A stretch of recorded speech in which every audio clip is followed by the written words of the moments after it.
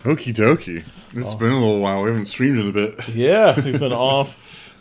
Took a break to focus on Next Fest, and then we were busy with Final Fantasy stuff and Yes. getting ready for the Next Fest streams. Mm-hmm. But we're back. We've got a lot of stuff to talk about. Mm-hmm. Once again played, I think, roughly 50 demos apiece. Yeah, and there was some real quality stuff this Next Fest. I was really pleased with how everything turned out. I think tonight we're going to try to do our honorable mentions and special awards. And like last time, I did end up playing a bunch of adventure game demos. I kind of just wanted to give a short shout out to. And I know you had a few as well. So Yeah. start with that. So yeah, some adventure. At least mine kind of maybe drifted more towards the like story, puzzle narrative focused stuff. But yeah. I'd say most of them still kind of fall under the quote unquote adventure umbrella. Mm-hmm. Let's see, you had 9 games, and I ended up picking 10 out of that. Yeah. So I can go ahead and start. Sure. I think you have the first one alphabetically. Oh, okay. Too. I don't have mine arranged alphabetically, but I'll just start with Heart Weaver. Okay, sure. But yeah, once again, I'll just read off like the sort of elevator pitch at the top of the store page. Help Ace reconnect with their emotions in this 3D puzzle adventure game alongside Mark, a loudmouth magic tome. Explore the worlds of Ace's mind, solve puzzles using the abilities of their emotions, and recover their memories. Guide them to make the decisions that'll take them to healing inside. So, pretty straightforward, like 3D puzzle platformer. It was pretty fun. The demo was pretty short, though. But design-wise, I think about what you would expect. There's different sort of like puzzles, and you use abilities to solve those puzzles. But I did really like the sort of aesthetic and color palette. And, level design, since everything takes place in your mind, it has that sort of kind of interesting Psychonauts abstraction to it, which I really gelled with. So that was pretty neat. That's Heart Weaver. Okay. Cool. My first one will be Crushed in Time. Oh yeah, I played this one as well. Yeah, this was the one I think we had overlap on. I think there's another with overlap as well. Later. Embark on an adventure with Sherlock Holmes and Dr. Watson on this surprising and classic point-and-click adventure. Grab, pull, and release to help them solve a bizarre investigation full of humor and meta time travel. This is the new game from Draw Me a Pixel, the developers of There Is No Game. Oh, okay. So, yeah, I've been looking forward to this one for a bit, and there's a short demo up now. I will say the funnest thing about There Is No Game is just how like wild and out there that game got. Yeah. As long, and it was exciting to see what it was going to do next. And since this is like kind of starting at the most simplest and basic point and click adventure, it's not quite as exciting to get into, but it's still, I thought I had fun with it, and I'm excited to see just where they're taking things. Mm-hmm. It also has kind of an odd way to interact. You have to like click and drag on stuff in the Yeah, environment. that's definitely a thing they're really sort of focusing on. Yeah, it's an interesting mechanic to hang so much on, so I'm curious to see where they're taking it. Mm-hmm. But yeah, I'm looking forward to that one. Okay. My next one, I'm not sure how to pronounce Miriala. Oh yeah, I don't know how to pronounce it either, but I also played this one. Oh, okay, cool. A world has split into thousands of floating islands. A forgotten history is hidden in ruins. Miriala is a touching puzzle adventure set in a cozy universe. It's about the search for hope, where a lost part of the world and of oneself are hidden in every detail. Mm-hmm. So, this is interesting. I've never played a puzzle game like this, but it's sort of like a large kind of 3D structure. Yeah, that's each level, and then you sort of rotate it to kind of navigate your little sprite around. Mm-hmm. Yeah, if you've ever played one of the Monument Valley games, this is kind of a similar point of view. But in this one, you're actually controlling the character instead of just directing them. Yeah, so you have a character who gets to a start point, they need to reach the exit, and that typically involves like moving objects around to unlock doors or open up new paths, so typical puzzle stuff. I really liked the design. The story was fun and interesting. the writing was kind of abstract enough to kind of keep me engaged. This one has like it's a giant corgi or Shiba Yes. Inu, right at the beginning. Yes. Yeah. That, I guess, gets sick and you have to venture out to find some way to heal it. Yes, and then that just sort of opens up a bunch of other mysteries. One thing that did kind of annoy me about the levels, though, is that you didn't have like full freedom when rotating the level. Yeah. You only had two perspectives, like the default one, and then it completely flipped at 180. Yeah. Which sometimes made finding nooks and crannies in the level a little awkward. Yeah, I did run into that problem as well. I'm not sure how necessary those limitations are. It might be something to consider. Yeah. My other one note with this was I felt like the character just kind of moved a little too slow for. Oh yeah, some of the definitely. levels Especially we're wandering around. how much you have to traverse in some of the levels. Especially if you got there are situations where you can like soft lock yourself. Yeah, so you have to restart. And restart it, and then Kind of frustrating. having to trudge through to repeat all the stuff you did to get up at that point does eat away a lot of time. Mm-hmm. But Yeah. it was still pretty fun and interesting. It's Miriala. Yeah. My Okay. best guess at pronouncing it. Yeah. There's a lot of accents on there, so I'm not quite sure. All right, my next up is Duppy Detective Tasha. Help Tasha unravel the case of a heinous murder and find her cell phone in this point-and-click mystery adventure based on Caribbean folklore. Ooh, okay. Quick description, but very accurate. This is another sort of like mystery deduction game. Okay. Tasha has her cell phone stolen while she's chasing down the person who stole it. She gets kind of sucked into like a spirit world based on the Caribbean afterlife. Oh, okay. Or folklore, and she tries to find help from the Archangel Michael, who's in there. But it turns out Breda Anansi, a major figure in, I think, like Jamaican and Caribbean myth, has been murdered. Oh, no. He won't have time to help her until they solve the murder. So you have to help him with that. One interesting thing the demo did, I'm not sure if this is just like to give the demo an ending or if this is a mechanic that'll carry over to the full game. There's like 1 day of investigation in the demo, and at the end of it, you have to choose between two suspects who you think is more likely to have committed the murder. And when you pick them, they get like essentially like kicked off the island or banished from the afterlife or something. Oh. And I'm curious if that'll be like a mechanic that carries over. You have to like make your call as the game goes on, who gets kind of removed from the pool of suspects. Oh, okay. Yeah, that Yeah. could be interesting. Yeah, but yeah, I really just loved the glimpse into like Caribbean mythology. Yeah, was that sounds fun. really cool. It's got a ton of this. All these figures must be like, part of that, and I would dig finding out more about them. I've heard of Anansi before, but all the other ones were very new to me. Cool. But yeah, I dug it quite a bit. Okay, the next one I'm going to talk about is Swan Song. Okay. Swan Song is a cozy puzzle game that invites you to slow down, listen, and reflect. Set inside a magical puzzle box, each puzzle asks players to place notes on a musical scale. When you turn the key, the composition plays, activating platforms and opening paths that guide a small swan to safety. So basically, it's a puzzle game, and the puzzle is basically like,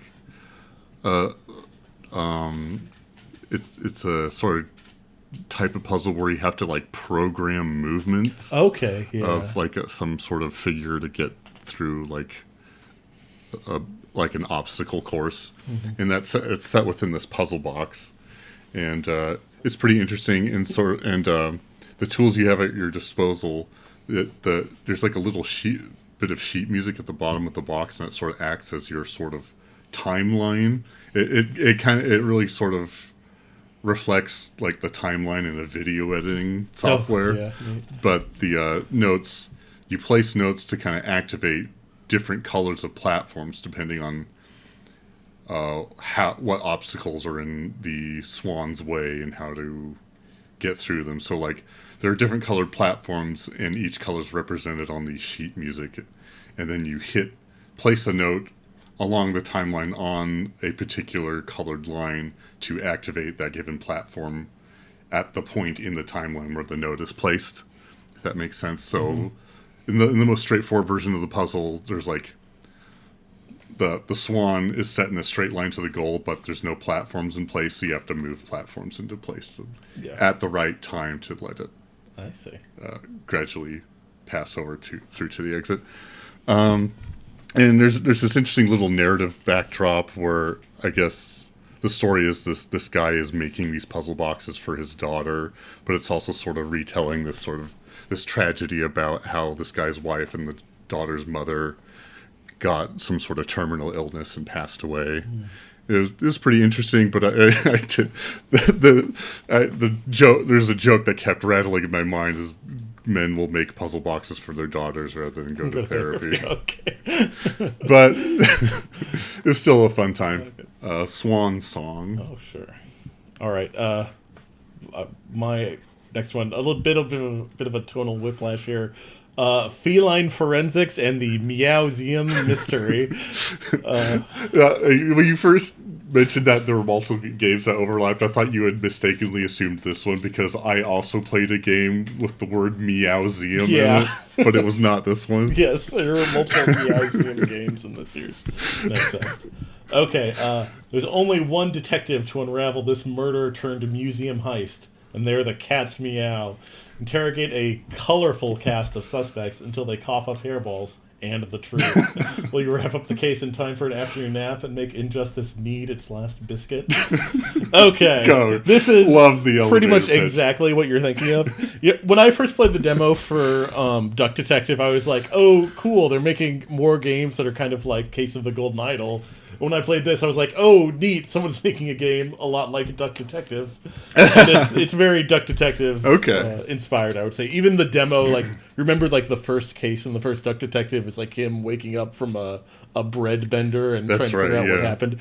In this demo, you wake up from a milk bender and try to like figure out what's going on. It doesn't play like exactly like any of the other mystery games I've played before. It borrows a bit from a lot of them.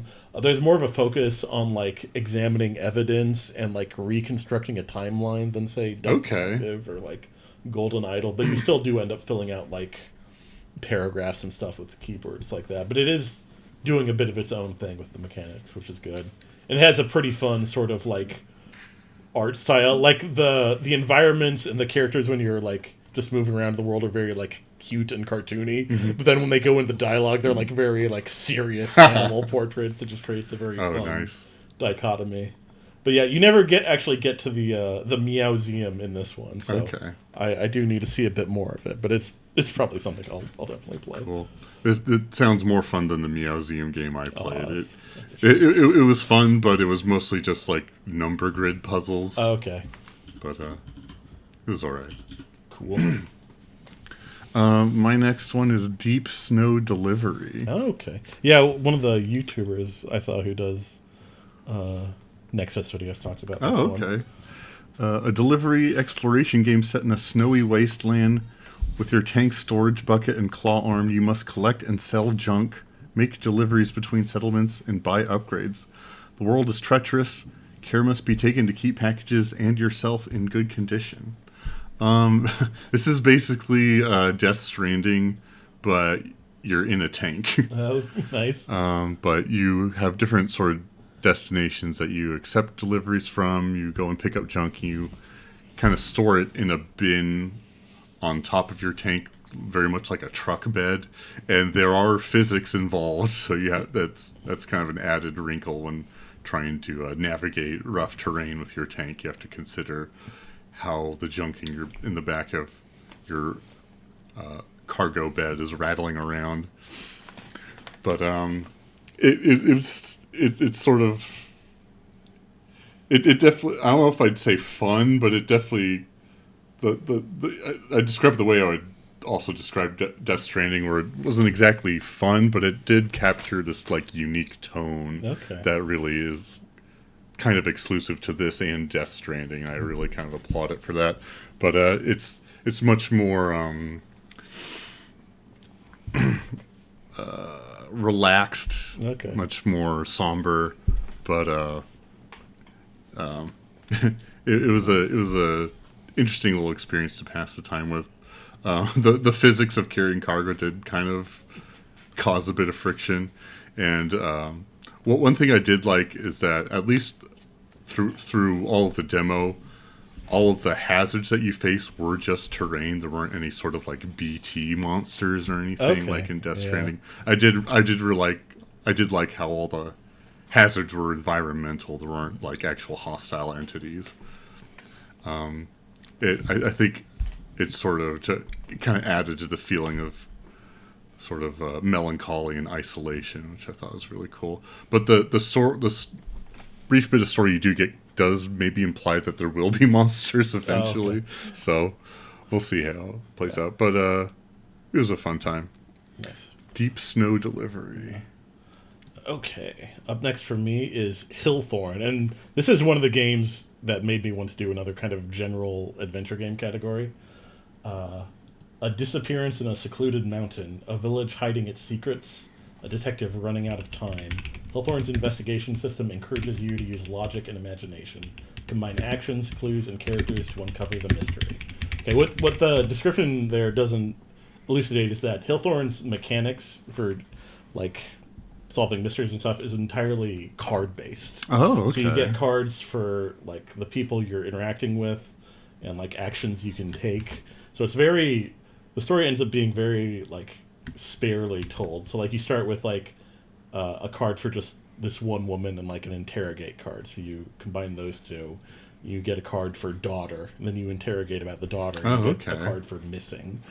So you get just these like little steps to piece out the investigation. And then it opens up a bit. You have to go to like this secluded village where she was last seen. And I say go to. You play the travel card and like the village card essentially. You have to navigate through this kind of forest maze using cards, and then you end up in the village and you can talk to a couple of the villagers there. But this game also has a time mechanic. Each like card you play and each like interaction you have advances the time forward. And the demo stops at 6 p.m. on the first day, and I got there Okay. after about 10 minutes. So while I'm really like digging a lot of this game's like art style, and I think its mechanics are really interesting, it's just something I really think I need to see more of. Mm-hmm. But Definitely. yeah, I'm very intrigued. I really dig just how like much you kind of have to like put together with very little to go on what is actually happening here. But yeah, I'm digging it a lot. Hillthorn. Okay. All right. So this is my first cat-themed one. Okay. This is Whisker's Wish. Whiskers. Discover the life of an abandoned kitten in this cute and heartwarming adventure. Explore the city park with other strays, solve puzzles, make friends, and face dangers, all while dreaming of finding a forever home. And I do want to scroll down because it's not mentioned in the little elevator pitch, but this is apparently based off of like a real world location. Okay. Let's see.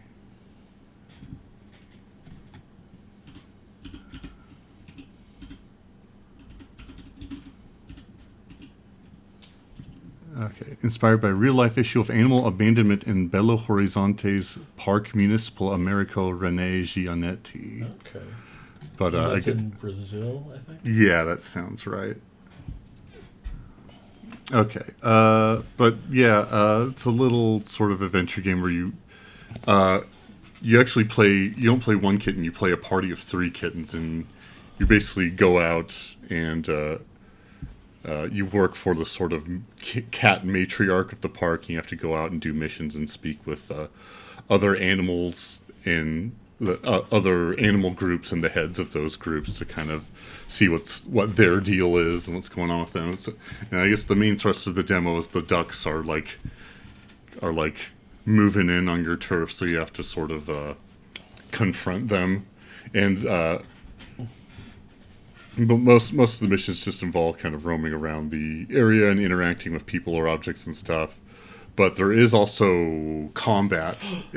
It's this interesting sort of turn-based combat where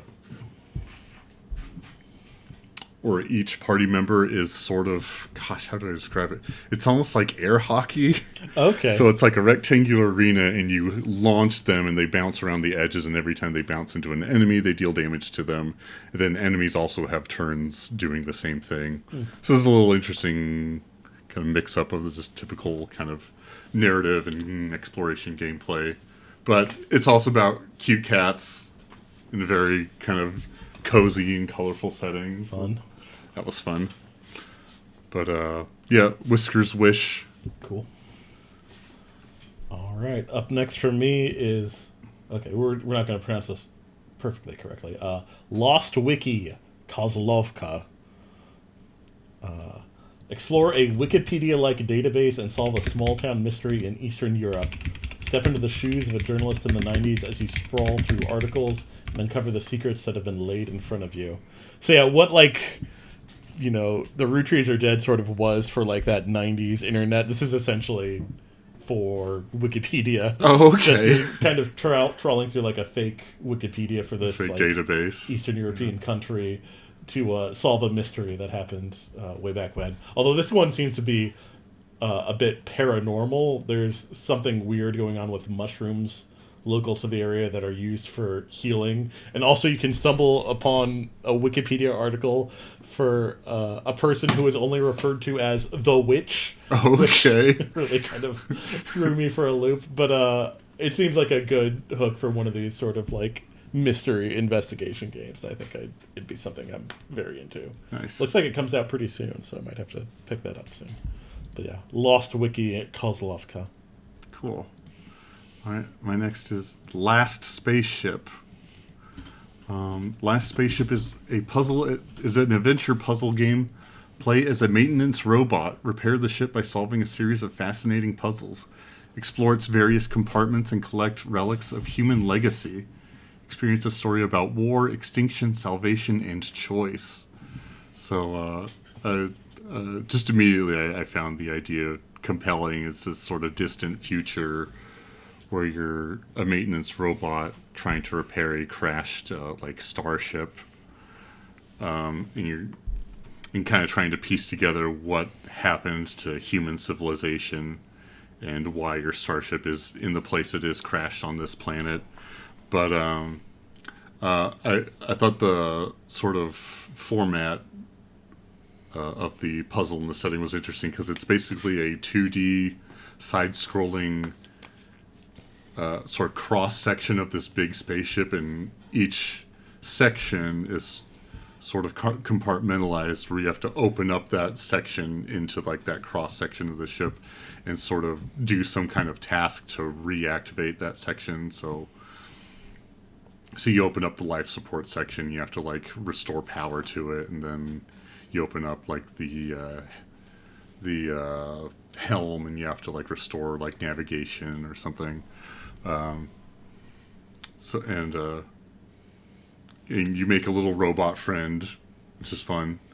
But I think I found interesting. I was expecting the writing to be more dour than it was, but there's actually quite a bit of levity to it, especially considering the point where the demo ends is like a pretty goofy musical number. Oh, so, but I liked it a lot. It was some kind of like punk rock song about the world blowing up, so it felt pretty fitting. Oh, okay. But I liked it a lot. It's a very sort of charming and kind of different vibe. Last Spaceship. Okay. All right. Up next for me is Map, a game about maps. Okay. All right. In this game, you make the maps. Become the cartographer of a small adventure crew and use proper navigation tools like a real explorer. Map the environment to turn unknown islands into a hand-drawn journey toward a legendary treasure. So yeah, this game, you're sort of dropped on a little small island, like a Wind Waker-sized island. Okay. You get kind of a blank map with just the shape of the island, and your crew asks you to like mark where important features are on the map, and you have to just kind of like figure out based on the like tools you have. Like you get like a protractor at some point. You kind of can take fixed steps. You have to kind of like figure out, sort of piece by piece how to mark everything accurately. And sort of solve some light puzzles along the way. Mm-hmm. But yeah, just a really kind of interesting take on this sort of game. I've never really played anything like it, and I just thought the map making sort of investigation tools were really, really neat. And have to relate a lot of like parts of the islands and like main features to each other, and do, some interesting stuff. Cool. The story is also pretty cozy, which kind of expect from this kind of thing. Very low conflict. You get like a robot buddy in this one as well. Oh, good. And I think your other crewmates are also kind of weirdos, if I remember right. But yeah, it's a fun time, very unique. Map. Awesome. A game about maps. All right, my next game. We're finally getting into actual like detective games for me. Okay. This is The Last Wizard, a goblin detective mystery. Goblin Detectives. That's surely the only game this was Next Fest. Yeah, the only detective game with Yeah. featuring goblins very prominently. Yeah. Investigating murder as the first goblin detective in a comedic fantasy world without magic, where a wizard is the prime suspect. Very kind of brief elevator pitch. But I found this one really interesting because unlike a lot of the mystery games we've played, this one is much more hands-off. So it really expects you to kind of like be taking notes externally. Okay. So you're presented with a mystery, and in this case, this business magnate has been threatened by a wizard and then subsequently assaulted and killed by this wizard, and you have to sort of track down who this wizard is, where they came from, and who the victim was, and what sort of relationships they had around the city, what sort of enemies they might have had. But you're given like a few documents of intel to kind of pore over, but then you're given a map of the city, and the map almost reminds me of like a Gloomhaven map. It's just this like huge sort of map of different little numbered buildings, and you have to choose which buildings to go to, but the vast majority of them are just nothing. Okay. And so there's it actually uses kind of like a scoring system, and the game will tell you if you've picked a wrong area to go or a place that's like irrelevant to the case. And I guess each difficulty setting is how many grace periods of mistakes that you get before your score's like penalized. Okay. Or how many hints you get before you're penalized. But but yeah, so you're expected to kind of go over this limited bit of intel you have and write down the rest of the stuff that isn't like documented already, to kind of make these connections on your own, and in order to like find like which places to go and which people to question. And I thought that was an interesting little mix about taking the sort of bumpers off of the mystery solving. So I definitely applaud it for that. I was also kind of impressed by how much world building went in. It's obviously like that's something you have to do with any sort of like new fantasy setting, but I thought they still did a pretty good job of adding enough detail to keep things like interesting and compelling. It's definitely more on the sort of like Terry Pratchett side of seriousness, but I thought it was really fun. There's more dialogue than I was expected about like goblin etiquette and rituals and stuff. So, but it might be something we stream in the future. We'll see. But it's The Last Wizard, a goblin detective mystery. Nice. All right. Up next for me, we're gonna see a few familiar faces. It's The Mermaid Mask. All right. An impossible locked room murder. Captain Mortuga lies dead beside an ancient cauldron aboard the world's strangest submarine, crewed by sketchy suspects. A handcrafted point-and-click with sharp humor and tricky puzzles. Dive into the next mystery from the creators of Tangle Tower and Crow Country. All right. Yeah, this is the next game with Detective Grimoire and Sally. Yes. You're on a submarine. There's been a murder. They don't show up in the demo, but presumably there's going to be a bunch of weird pirates to interact with. should hope so. But yeah, demo's pretty short. You solve like one or two puzzles. You don't actually interact with any other characters yet, but I'm sold already. I Yeah, think the Tingle settings- Tower was absolutely amazing. Yeah, Tingle Tower's great. I'm really sold on the setting of this one. Yeah. It should be a real good time. Yeah, I specifically avoided doing this demo because I didn't want to like spoil myself because Sure. we will absolutely be streaming this Yeah. at some point. Hopefully pretty soon. It's supposed Yeah. to come out sometime this Okay, year. So cool. have a hard day. But yeah, definitely something to look forward to. The Mermaid Mask. All right. My next one is Dream Era Figment of Dreams. Point and click puzzle adventure about exploring surreal dream worlds, solving layered environmental puzzles, and navigating between realities through a central dream gate.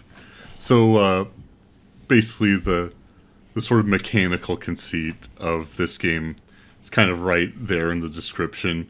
You have like this one setting, but there's multiple versions of that backdrop based on which dream world you traverse to, and you sort of have to like take objects from one version of that dream world into others to kind of solve puzzles. I think the story of the demo, I'm trying to remember, either these like mushroom men have like have either stolen an object or kidnapped something. It's been a while, but you're kind of chasing them through these different sort of versions of this dream world, and the pixel art's very pretty and very vivid colors. Really reminds me of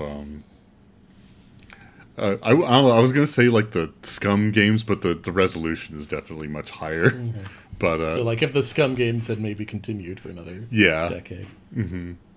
but it was very sort of charming in that kind of Scum way. But and I thought the mechanical conceit was unique enough to really be compelling. But yep, yeah, basically clicking through different dream worlds. Yeah, And that's something I'd be very much into. yeah, Dream Era, Figment of Dreams. Okay. All right. This next one for me almost made my honorable mention list. I had my hardest cut probably. This is Tukoni Forest Keepers. Tukoni Forest Keepers is a cute and cozy puzzle adventure. Play as the forest spirit Tukoni as you meet unique characters, solve captivating puzzles, brew fragrant tea, and explore a magical world filled with kindness. Oh, okay. So in this game, you're a little forest spirit guy, and the celestial clock you monitor has just hit mushroom o'clock. Uh-oh. So it's time to prepare all the animals in the forest for winter hibernation. Okay. So in the demo, you're sort of like cool. just getting your stuff ready. You're getting your knapsack packed with all the blankets and stuff each animal will need, getting sandwiches and stuff ready, and brewing tea. Nice. It's just really great art style, really cute and cozy. We're going to talk about the company Amanita Designs Yes. a bit later, Yeah. maybe tomorrow in the stream, but this gave me a lot of like Amanita vibes. Okay. There's no real like dialogue or words anywhere. You just kind of have to like figure out what to do based on the context of the scene and the sort of like pictures characters. show Okay, you. I like that. That's But yeah, interesting. I really dug a lot of what was happening here. I did run into some trouble with the tea brewing puzzle. Couldn't quite figure out exactly what the game wanted to do, but I okay. got there eventually. But yeah, it's very cute and it seems very polished and made. This game, I would have guessed it was like Finnish or Nordic, but it's actually a Ukrainian. Oh, game okay, developer. cool. I saw they're doing an event for a Ukrainian games festival. Yeah, I wonder if Frogwares will be there too. I would imagine so. They've got a project coming out soon as well. Yeah. But yeah, Tukoni Forest Keepers. I'm looking forward to it. Yeah, nice. Okay. My last game is The Devilry Reservation 2. I was just sort of browsing point and click adventure games, and this one seemed interesting. And also apparently a sequel, but immerse yourself in the mystical atmosphere of Slavic folklore and post-Soviet aesthetics. Escape the system, seek the truth among half-forgotten myths and urban legends. Excuse me. In this madness, every clue is part of someone else's game, and your past is the greatest mystery. So, I guess this is a sequel, and after I played this demo, I noticed the first game was on sale for like less than $1, so I picked it up. So it might be a stream game for Summer of Adventure. But anyway, you play this I forget his name, but you play a paranormal investigator who has no face. His head is just like a smooth orb.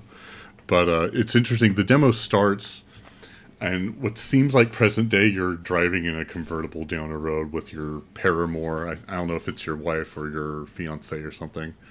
But you make a stop by this sort of creepy abandoned cafe, and you both get some drinks at this like old, rusted out vending machine, and sort of kind of converse with each other and have a laugh. And then the sky gets dark and lightning starts striking. This big sort of tentacle monster emerges from behind the abandoned cafe. But then it immediately flashes back, and your character is instead in prison. And it's a sort of kind of SCP style prison, Okay. but for a different sort of like cryptids, I guess. Mm-hmm. But it's played much more. It's not as serious. It's much sillier. For example, your two cellmates are like humanoid mushroom men, and so the main thrust of the demo takes place in this chapter. You're enlisted by the prison's warden to kind of track down different sort of paranormal phenomena happening in the prison, and neutralize it with this sort of kind of Ghostbusters style device to suck the spirits in. But tracking these phenomena down also involves kind of speaking with and maybe sort of negotiating with and doing favors for these other inmates who are all different sort of weird, goofy, diverse cryptids. Cool. And the sort of friction it creates between you and like other characters is really fun and really interesting.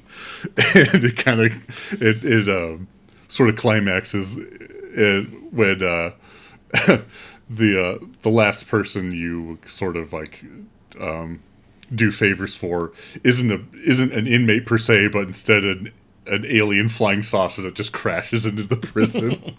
And the alien climbs out, demanding to speak to the sort of leader of humanity, and it just assumes it's you because you're the like most intelligent person speaking to it. But it was a lot of fun. I'm really excited to check this out, and as well as check out the first game. It seems like it should be a really good fun time. Cool. The Devilry Reservation 2. All right. My last game now. It's Whirl Light. No Time to Trip. In the heart of Varus Bay, a brilliant idea takes shape in the hands of an eccentric inventor and an eclectic artist. Follow Margaret and Hector in a point-and-click graphic adventure that will take you to the edge of space and time to help them avert imminent danger. All right, I'm going to say this affectionately. Know that there is affection in the sense I'm going to say this game has some adventure game bullshit in it. Okay. And I really had fun with it. Well, next time was going on, I posted something in our Discord about a really silly puzzle I had to do for a game, and this is that game. I had to like refuel a World War I era biplane with an energy drink and some lemon juice. Oh, good. Like that sounds like nonsense, but I think the game like builds up to it in a way where it makes sense for the setting. It's got just a very like cartoony and loose like relationship with logic. The story is like it sort of starts in media res. Like I assume there'll be an intro in the actual game, but plays a woman who's gotten trapped in a museum in the future somehow. She has to bust out of that, and then the demo ends before you learn much more. I think the graphics are a little iffy for me. They're very like basic, like 3D modeling, I think, and that kind of like prevented me from grasping the tone the game was going for at first. Like, I think if it was something more like animated or like more classic adventure game, I would have clocked onto it before. But I guess it kind of works for what it's going. It looks like and compare it to like The Longest Journey, maybe that style of okay. graphics, but just like a little more, advanced, modern day. But I'm a little unsure of this one, but I had a good enough time doing the goofy puzzles in it that I think I might give it a shot. Cool. Yeah. World Lights, No Time to Trip. Nice. Probably the most adventure game I played this time. Oh, good. All right, that's all my adventure games. Okay, so we're ready to move on to our So, our honorable mentions, and I think I've been moving mine around a bit. okay. Yeah, we don't really have to like. I don't have mine like ranked Yeah. by quality. I just kind of like picked a category for each one. Okay, yeah, that makes sense. The first one I'll talk about is the Bold Bogey. Okay. The Bold Bogey is a 3D golf event. Oh, let me. We actually have video footage for these. So let Yeah, me we fire do. that up.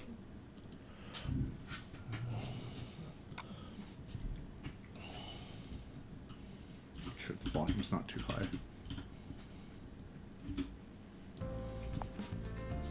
high. There we go. The Bold Bogey is a 3D golf adventure that combines open exploration with satisfying platforming. Explore a vast world filled with dungeons to dive into, bosses to fight, and new ways to upgrade your ball in a golf game unlike any other. Do you have what it takes to become the boldest bogey? And one thing I've started doing with my notes that I kind of regret not doing previously is actually mentioning like who the developer is. Oh yeah. So this is developed by Doggy, MMMDOGGY, and as far as it seems like this is their first and only game on Steam. Planned release in 2026. But this is basically a 3D platformer with golf mechanics as the move set. So that's the main appeal. So golf, I know with Super Battle Golf right now, golf and sort of golf with your friends and golf it. Golf definitely has its own sort of cottage industry in the video gaming world, and I think this is a really fun kind of take on it. So as you can see here, you're literally moving around by stroking. But it's an open world collectathon style, and for some reason you can see in the top left of the screen there, the main collectible, at least in the demo, is batteries. Okay.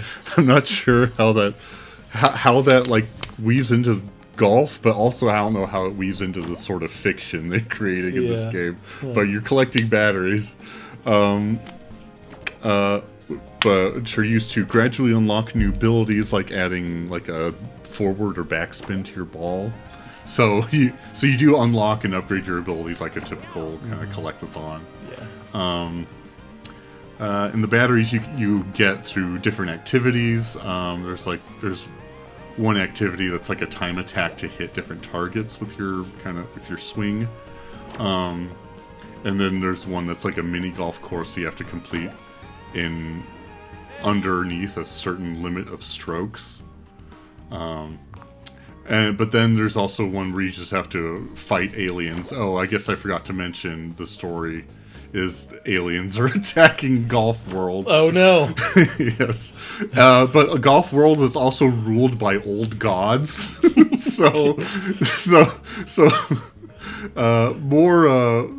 More world building that I was definitely giving this game credit for when I first thought about it.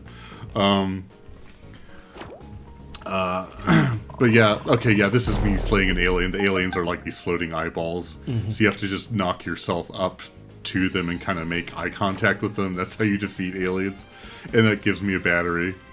And this is still the tutorial level. I think if I skip forward a bit, I get out to sort of like the open world, which is like a fairway, which it's a larger area, but it also increases the power of your swings. And there are a bunch of NPCs to talk to, all of which are golf balls, but all their dialogue is very sort of silly and sassy. Let's see what this guy says. And you talk to them by knocking yourself into them. Makes sense. I'm no expert, but I would imagine this giant cannon has enough power to break through that barrier. I think most games do. But But in order to power that cannon, you need to get 3 batteries. So you have to Okay. go around hunting for batteries. Well, that makes sense for the batteries, I guess. That's- yeah. Battery operated cannon. And in this little forest area, I think there's another alien to fight here. You can knock yourself into those sort of blue spinning spheres inside the trees, and that will bounce. It will not only bounce your ball, but it will restore your swing, so you can swing again midair. Okay. Okay, you Oh, can see an cool. alien to the left there. I bounce off it and then line myself up with it to destroy it. Nice. But you know, I like golf games. I think turning that into sort of a 3D platforming Yeah. collectathon was really novel, and it was That's a great idea. yeah, it was really fun. Then once you get enough batteries for the cannon, you unlock this sort of this more kind of enclosed temple area. You sort of kind of navigate through this maze in this temple. Did you know your action button gives you a shield against the green barriers for approximately 0.4 seconds? Me neither! So you're going through this temple, opening up different areas, and then it ends with this sort of kind of like, I don't know what you'd call it, like it's kind of like almost like a shooting section where you're kind of flying through and have unlimited ammo and you have to launch balls at these goals. But then you get inside the temple and sort of another maze-like section. And one of the old gods that you're trying to awaken is inside this temple, and that's kind of the main I objective see. inside the temple. But once again, it's sort of navigating these different sort of maze-like puzzles. Pressing buttons, activating switches, typical 3D platforming fare, and to the end of the maze, and that's the end of the demo. Cool. But Yeah, it looks it was really it was a lot of fun, and an interesting enough story. More interesting than I was. Yeah, expecting. a lot more lore than I would guess. Yeah. But that's the Bold Bogey. All right, cool. All right, I like to give each of my honorable mentions a little award. Okay. So this was my best demo that it turns out wasn't actually in the Steam Next Fest. Oops. I just found it when I was searching for like adventure game demos before Next Fest started, and that is Funeral for the Sun. If you want to cue up some footage there. All right, so Funeral for the Sun. It's another like detective sort of investigation games, but this one is heavily inspired by like magical realism, especially like okay. Colombian literature, like Gabriel Garcia Marquez. Okay. You're this sort of history student who's investigating this village that burned down in 1968 and killed like nearly everyone who lived there, like hundreds of people, trying to figure out what happened for your thesis. And to do that, like on like every screen in the village, there's this like flower you can interact with, and the flower gives you a vision of the past, and you can see characters talking to each other and like just a little slice of an event, almost sort of like Obra Dinn-ish, I guess you could say. Okay. And then from the information you get, you have to like deduce characters' identities, and you have to like figure out how they relate to each other, like who's like family, who's like in a relationship with each other, and then eventually who kills each other. Oh, okay. Stuff goes bad. Also, for this one, you end up sort of having viewpoints of different time periods. So you have to like identify people across different times. Like the first little puzzle you come up with here is you see two brothers. One's trying to pull the other out of this tar pit. I think we'll flash to the past here in a bit. And then when you actually get inside the large hacienda here, you see one of the other brothers attacking the other. Oh, okay. And from that you can like deduce their names, deduce their relation, and figure out which one killed the other. Like here, this Okay, is yeah, there's a tar the pit. past. You can see these two.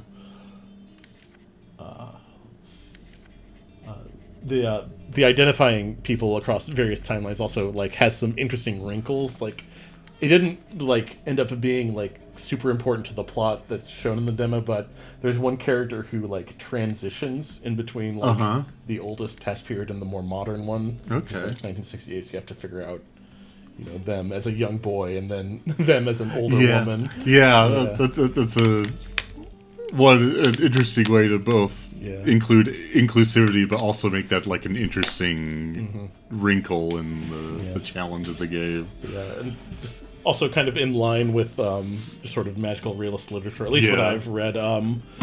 There's like a big focus on like the politics of like Latin America. Like it seems like most of the characters that are focused on here are like kind of upper class, and there seems to be suggestions they've been putting down like left-wing opposition and maybe rebellion for some time, and that might have been what led to the large tragedy.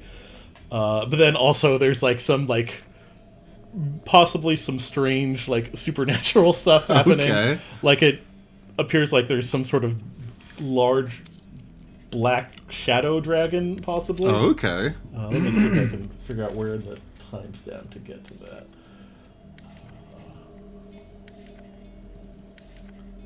It's just a couple minutes ahead of this, I think. If you want to go to around like 9:30. Yeah, the Solanor family is sort of our main set of characters, it seems.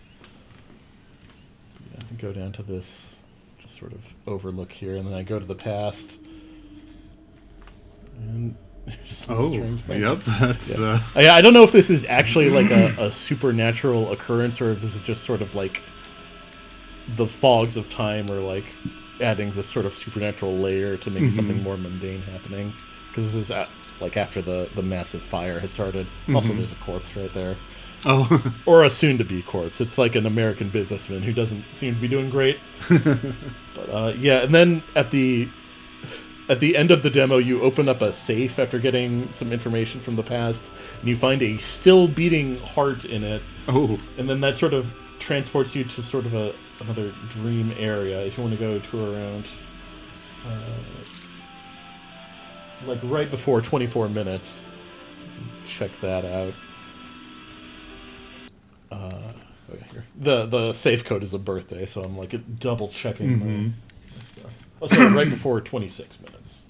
That's when I'm cracking the safe.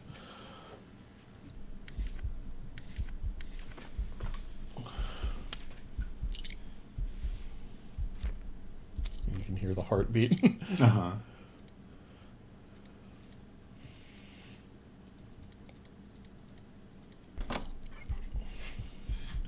Here we go, just normal stuff you'd expect to find in the safe. This stuff. Oh my. Yeah. And this might be one of the other characters you see in the past. Now they're somehow trapped in this tree, in this dream state, and they might have been there for thousands of years. There's a lot of strange stuff that's going on right at the end here, but I am very intrigued. I love this style of literature. I think it's awesome seeing it used for this type of game. You said you were calling out the developers for your games. I think that's a great idea. This one isn't from a company. It's just a guy named Nicolas Cid Delgado. Okay. And I don't think if they've done anything else, it's not on Steam, but I wouldn't be shocked if they have like some itch projects. I think that one's great. It feels like they've worked with this sort of game before. But yeah, I'm really into this. I'm looking forward to it quite a bit. Funeral for the Sun. Awesome. I don't think it has a release date. Sometime this year, I think, maybe. Or maybe just coming soon. Yeah, just coming soon. Okay. Check. I might have written down a date for Bold Bogey also has a 2026 release. Yeah. It's like try to remember all those. But yeah, that's my first honorable mention. Nice. Okay. My next is one that Jeff recommended. Oh, yeah. It is called... basically the whole conceit of the game is right in the name here. It's called Dino Blade. And you'll notice my footage kind of hangs on the title screen for a bit, and you'll understand why. Yeah. Oh yeah, that's some quality music. The Dino Blade theme. Yes. One thing I will say, there are two things I really appreciate about Dino Blade. One is that they put the absurdity of it just right front and center, right in the name there. And then once they do, they play it just completely straight. Awesome. Much respect to that. Yeah. But Dino Blade, let me get the elevator pitch. Dino Blade, I might have to turn the music down just a little bit. Just a hair. Dino Blade is an intense action RPG set in a prehistoric world forever changed by a cataclysmic event. Step into the role of a young Spinosaurus wielding a colossal great sword. Confront rival dinosaurs, some armed with weapons of their own, all in a desperate fight to prevent a looming extinction.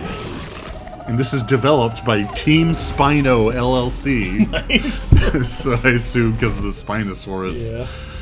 And this, once again, this is their first and only game on Steam. Planned release Q3 2026. My first note is the soundtrack goes hard. Yeah, I heard. So, yes, but basically a very sort of recognizable Souls style kind of hack and slash action RPG gameplay, but I'd say not quite Dino Souls. Oh yeah, this is the cutscene where I get my sword. Nice. That dinosaur looks like a Benji's. Yeah. I guess I take in this sort of dinosaur warrior spirit within me in order to survive. But I wish that had happened in one of the Land Before Time movies. Like one of the later ones. I think yeah. On here. Yeah. But so when you first play this, you kind of recognize a lot of sort of Dark Souls-ish trappings to it, but it's not quite.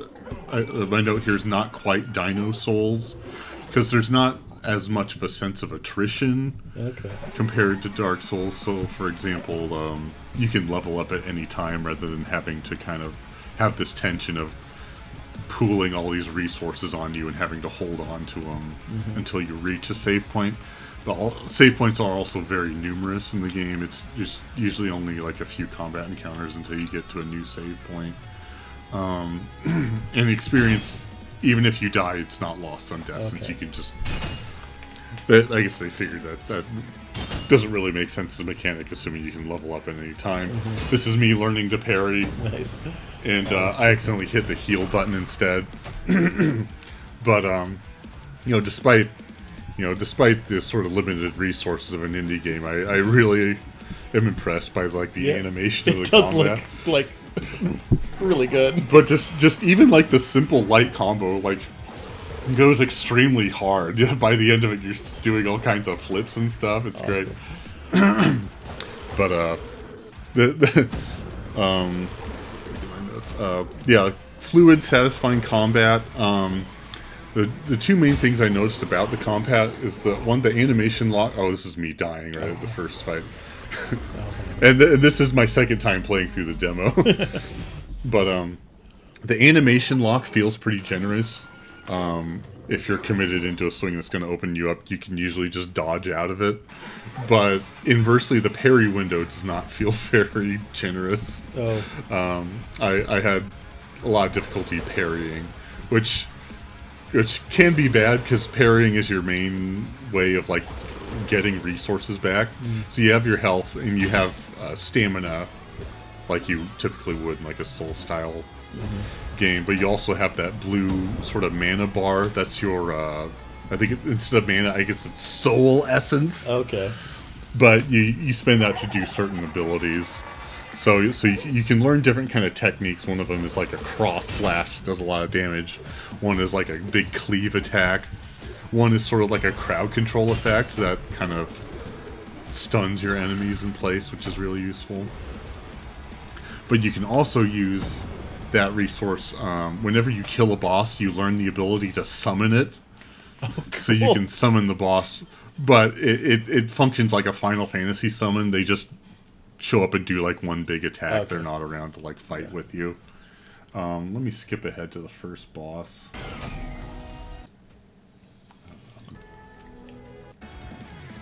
Don't remember how early on.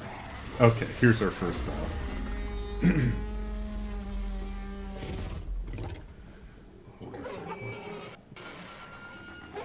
Oh no, this is actually the beginning. to me leveling up. Okay. Yeah, these are the 4 stats that you can level up, and these are 4 abilities that you can learn, and they sort of each form a chain of abilities you can learn later. I didn't unlock any of these, though, so these are... So Meteor Dash is like a gap closer. Alpha Roar is like the crowd control I mentioned. Meteor Slice is like the cross slash. Meteor Zone is like a big AoE. Okay, here's our first boss, Kira the Exile. We dodge rolling. Yep.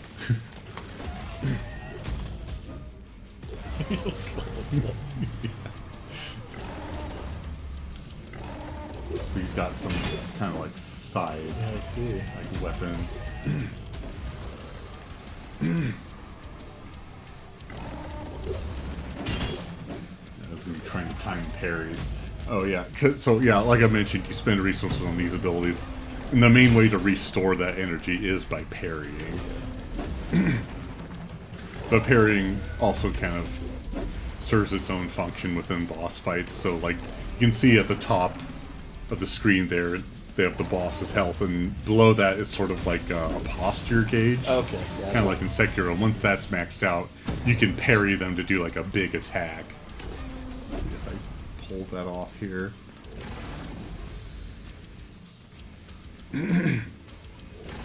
Oh yeah, and there's like a charge attack you can do to fire a projectile. I make use of that quite a bit. Alright, there's the parry. I do a cool flip and send a fireball in his face. Yep. And then he dies. And then I do a cool animated attack to finish him off. Awesome. Finishing blow. And then I think, yeah, here's the tutorial for the summoning. Boss souls you've absorbed will answer your call. You click down on the D-pad to summon. And so there's a bit more to traverse, and there's 3 bosses in the demo. This is the next boss. It's just named Axe. I'll let you guess what kind of weapon he uses. I got the hint.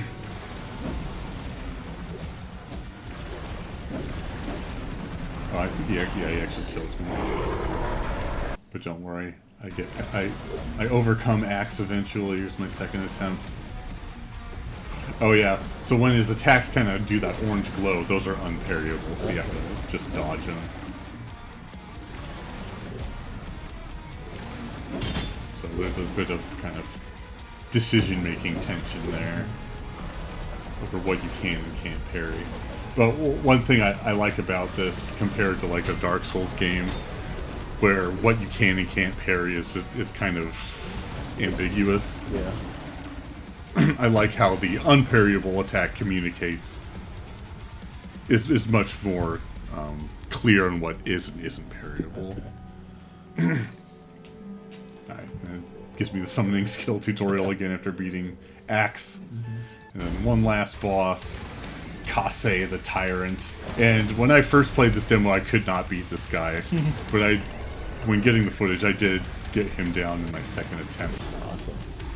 Let's see. Doing the parry attack there, but at this point I've run out of soul essence, so I'm not really able to use a lot of abilities, and most of his attacks are either unparryable or it's very hard to gauge the timing of the parry. So I've just been kind of dodging around and basic attacking, but that seems to have done the trick. At least enough to get his health bar down. So he does that little foot stomp there, dodge around it, and then... Nice. There's that big sort of cleaver there. Yeah. Who's making these weapons for these dinosaurs? Yes, yeah, where are they getting these weapons? And then it goes through this crevice, and there's this like rock formation, and I just... I attack that for some reason, and that's the end of the demo. Oh, it's a new sword. That's right. Thank you for playing. Cool. Yeah, it definitely seems like you'll get multiple weapons, but you only get the one for the demo. But Sure. it is a pretty fun time, Nice. a goofy concept, but like taken to its fullest potential. That's Dino Blade. All right. Nice. All right. Next up for me with my how did I put this? my best frog platformer award. Okay, yeah, Let's there's talk always a about- few of those. Yeah, there's always a frog platformer. Let's talk about Croak. Yeah, I also played this. Yeah. All right. Croak is a fast-paced platformer where your tongue grapple is your ultimate tool. Pinball your frog through constantly shifting environments. Jump into chaotic battles against goofy, over-the-top bosses. Be ready. It's about to get bouncy. Yes. But yes, Croak, unlike the other frog platformers we've played in previous Next Fest, Croak is 2D with some very nice, very fluid animation. Mm-hmm. And like the description there said, your main tool is your frog tongue. I don't know when in the demo it makes you start using that. Yeah, it definitely feels like it plays more of a role in the platforming than some of the other frog platformers. But yeah, here we go. You can use it to sort of like mantle your way up. Yeah. And also if you hold it down, you can sort of pinball around like I just did there. Mm-hmm. Yeah, you're this little frog prince guy. Or maybe a frog king. I was assuming frog prince based on the fable. And I just noticed the tutorial was showing PlayStation button mappings. That's nice. Yeah, I must automatically change. I like it when games do that. Yeah. Sometimes, like, it just defaults to Xbox, and I have to figure out what X Yeah. means. Yeah, I've finished the tutorial there, and there's 2 levels and a boss fight in the demo, but there's also a 3rd level that you can unlock if you get enough gold medals, and I haven't managed to do that yet. Yeah, me neither. It's tough. I got 1 gold medal for finding collectibles. Yeah, here's the first real level. I feel like whenever I play a 2D platformer now, I inevitably like compare it to Celeste. Yes. But I think there's definitely some vibes here that are. Yes, this definitely very much felt like Celeste. Yeah, it's all like one-hit death. You don't have like any health, but it's also like very forgiving. Yeah. With like reloading, it's sort of screen by screen. Mm-hmm. Yeah. I was just checking for hidden objects there. Screen by screen challenges. Mm-hmm. Hopping around here, do some cool tongue action to get that coin. Yeah. Like I think each level has 10 coins, or at least the ones in the demo do. And if you get 10 coins, you get a gold medal. This level, a lot of the puzzles involve sort of slamming those leaf blocks around to have stuff to stand on. It's also very like momentum focused. You want to get your frog going at the right speed with your bounces. Sequencing the leaf blocks there. Mm-hmm. The pinball mechanic is very fun. Yeah, I really appreciate how unique these platforming mechanics are. Yeah. Compared to like other sort of contemporaries of Celeste. It definitely has its own hook with the tongue. Yeah. It really opens up a lot of stuff, and I think it has some interesting mechanics for its level design. Like this first level is pretty simple. It has the leaf blocks you move around. That's I think kind of really the only mechanic you learn in this one. But the second level, which I think I get into is around 7-10, has some more stuff on display if you want to. I guess we could. It doesn't take long to finish that level, but we can go forward to the other one. This one introduces, I think, at least 2 sort of. Oops, jumped in the water there. 2 mechanics. Oh, and there's also, of course, those mushrooms. But I think those are going to be a more persistent thing. Yeah, there's a tunnel down here, but there's no coin there. I wasn't sure what was. Yeah, that's interesting. But yeah, the first big mechanic here is these owls that grow and shrink with whenever you jump. Yeah, so it took me a while to figure out what actually made them transform. Yeah, so you have to like. Plan out your jumps kind of carefully to make sure that the owls are the size you want them to be for your movement. Like, you want them big most of the time. Yeah. Sometimes they use small. But, yeah, I also really liked how unique that sort of mechanic was. Yeah. I thought that was really cool. Like here, big to bounce the leaf block. It's a really cool, like, puzzly design space. Mm-hmm, definitely. Oh, and this, like here you need them small so you can get through, because this ground turns evil if you stand on it too long. Sort of similar to the stuff in the hotel, I think. Oh, yeah, like, Yeah. Oh, there's a coin. Yeah. Let's see. Oh, yeah, here's the other big mechanic, these rocks you can kind of bounce off of. Just requires some timing to get where you need to go. Yeah. The other big change from Celeste this game has that one didn't, It's got boss fights. Oh, that's right. Yeah. It does. If you want to go to, looks like about 15-20, we can show off the boss fight. Yeah. I'm using VLC now, so Windows Media Player. It's much easier to scrub in like Nice. detail. But yeah, it's a big beaver on a bicycle. Beaver. That's right. I forgot. Yes. You gotta smack his nose by Start- pinballing around or get down there. Like, once again, it's one hit, Yeah. but it's not too tricky here. Yeah. It took me a few attempts when Yeah. I first played through it. Yeah, once you figure out all the... Almost kind of makes me think of Pizza Tower in a way. Oh, yeah, I can kind of see that.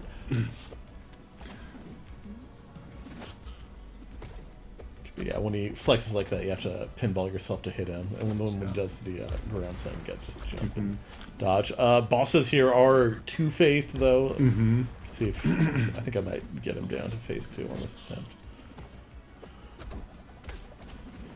But yeah. So yeah, here we go. Knock him out the first time. Some very fun animation there. Mm-hmm. Yeah. But then he restores his health, comes back, sort of like twists on his previous attack. Like this time he does 2 slams and the bike slams before the shockwave comes out.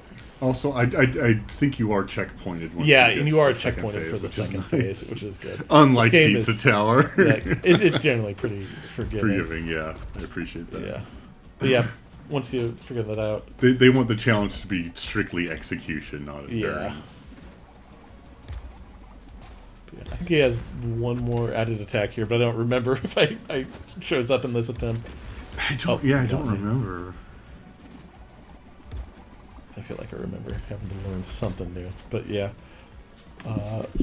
really great animation for this. Yeah. A lot of character. I think this really is what really sold me on the game because it seems like it's gonna have some fun Yeah. characters and environments. Some really cool design and a really nice polish. I appreciate. Yeah, I'm really looking forward to this one. Just enjoy a good 2D platformer, and this one looks like it's going to be a very good one.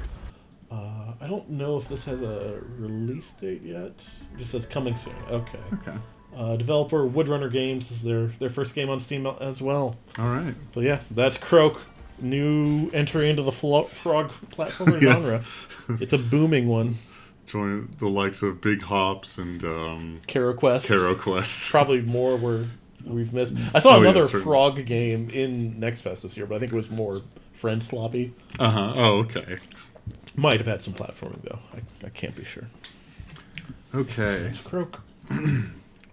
My next game is another 3D platformer. It's Rollin' Rascal. Okay. Rascal. And Trying to figure out what animal, just based on the name, this could be. Guessing armadillo. Rollin' Rascal is a high-speed action platformer that will test your reflexes and creativity as you zoom through a whimsical world in search of adventure. It's Sonic. It's Oh. 3D Sonic. Oh, I don't know if you ever... I remember quite a few years ago, there was, like, footage that went viral of someone, like, making, like, a demo of a 3D Sonic game. Like, this is what 3D Sonic games should be like. Okay. And this is... Oh, it yeah, feels this like is- the... What that would ultimately end up being. nice. Oh yeah, this looks extremely Sonic. Yes. But yeah, and you're not any sort of particular animal. You're just some kind of like humanoid Okay. person. But you can. You like, are a rascal though. Yes, you are a rascal. That's your animal. But you can like unlock different like cosmetics and dress them up and stuff. But yeah, this is developed by Kiskadi Games and Curiomatic, and this is their first game on Steam. Release date coming soon. 3D Sonic inspired platformer, obviously.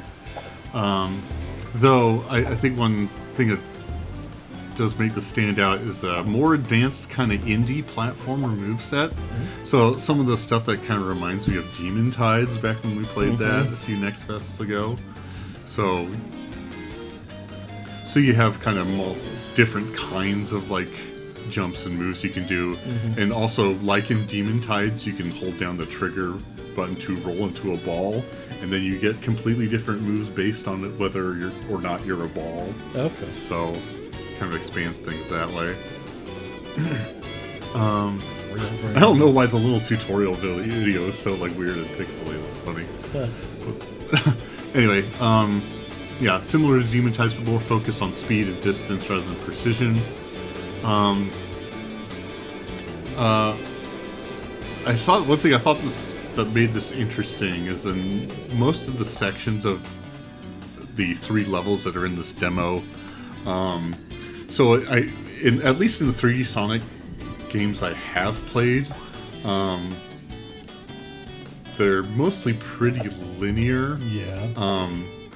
There's not like, obviously there's one goal that you're always going to, but there's really not a lot of different ways to navigate your way to that endpoint. At least compared to 2D Sonic. Yeah, where there's usually like a high path, and if you stay on it, it's like pretty quick. But like a high path and a low path, maybe a middle path. Yeah. This kind of feels like it's taking that philosophy and translating it into the 3D Sonic framework. As you can see, there's multiple ways through. I can go over those barrels, or I can take this ramp. And sometimes I'll reach like a choke point where there's only one way through, but that's usually just to kind of denote a checkpoint. Okay. So let's see if I can get to like a good example here. Scrub.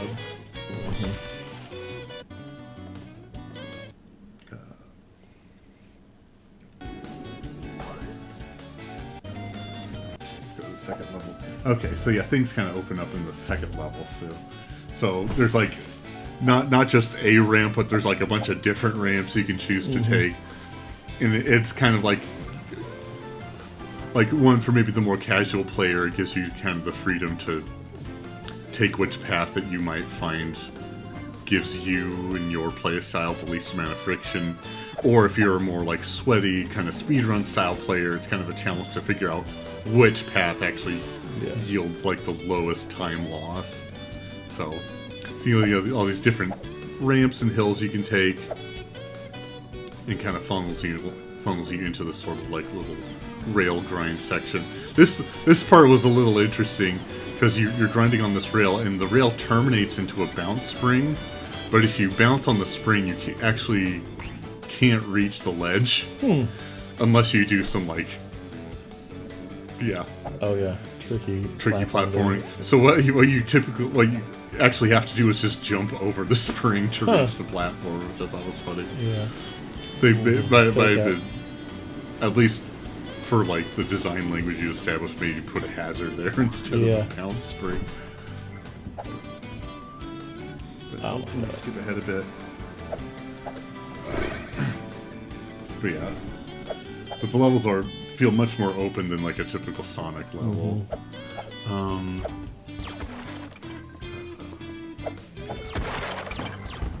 Multiple avenues to reach each checkpoint. Ramps, jumps, grind rails often combined rather than placed in sequence. Players can take preferred path or challenge themselves as fastest. Production values overall good. Characters are fun and expressive. Though, one thing I will note, I assume this is just like a demo thing. The end of the 3rd level has a boss fight, and it does feel like the boss fight's missing some sound effects. Oh, okay. So let me see. Okay. Oh yeah, that feels like there should have been something there. But yeah, the 3rd level also introduces sort of the second character. Nice. So another sort of rascal, but maybe a little more feminine coded. But like, for example, like there's no sound effects when he slams the ground. Yeah, here. that seems to be an omission. Either a bug or just not done yet. Yeah. But it was a fun time. I like sort of the attempt to kind of really like genuinely iterate on 3D Sonic. One of the kind of barriers to 3D Sonic for me is it didn't really feel like there was much more design space to explore. You're basically going forward through a level really fast. But I know Frontiers try to open things up. That's true. Yeah, I did never play Frontiers. So. I haven't actually played a 3D Sonic since I think Sonic Adventure 2. Yeah, I think it's just like a handful of adventures for me too. But yeah, I thought this is an interesting way to kind of explore that design space, but kind of with the freedom of like indie development. You're not kind of tampered down by existing kind of brand requirements and sort of legacy like design choices Yeah. that you would if you were doing like an actual Sonic game. But yeah, this is pretty fun. I'll probably check it out once it's out. And as I said, yeah, it just says release date coming soon. But that's Rollin' Rascal. Okay.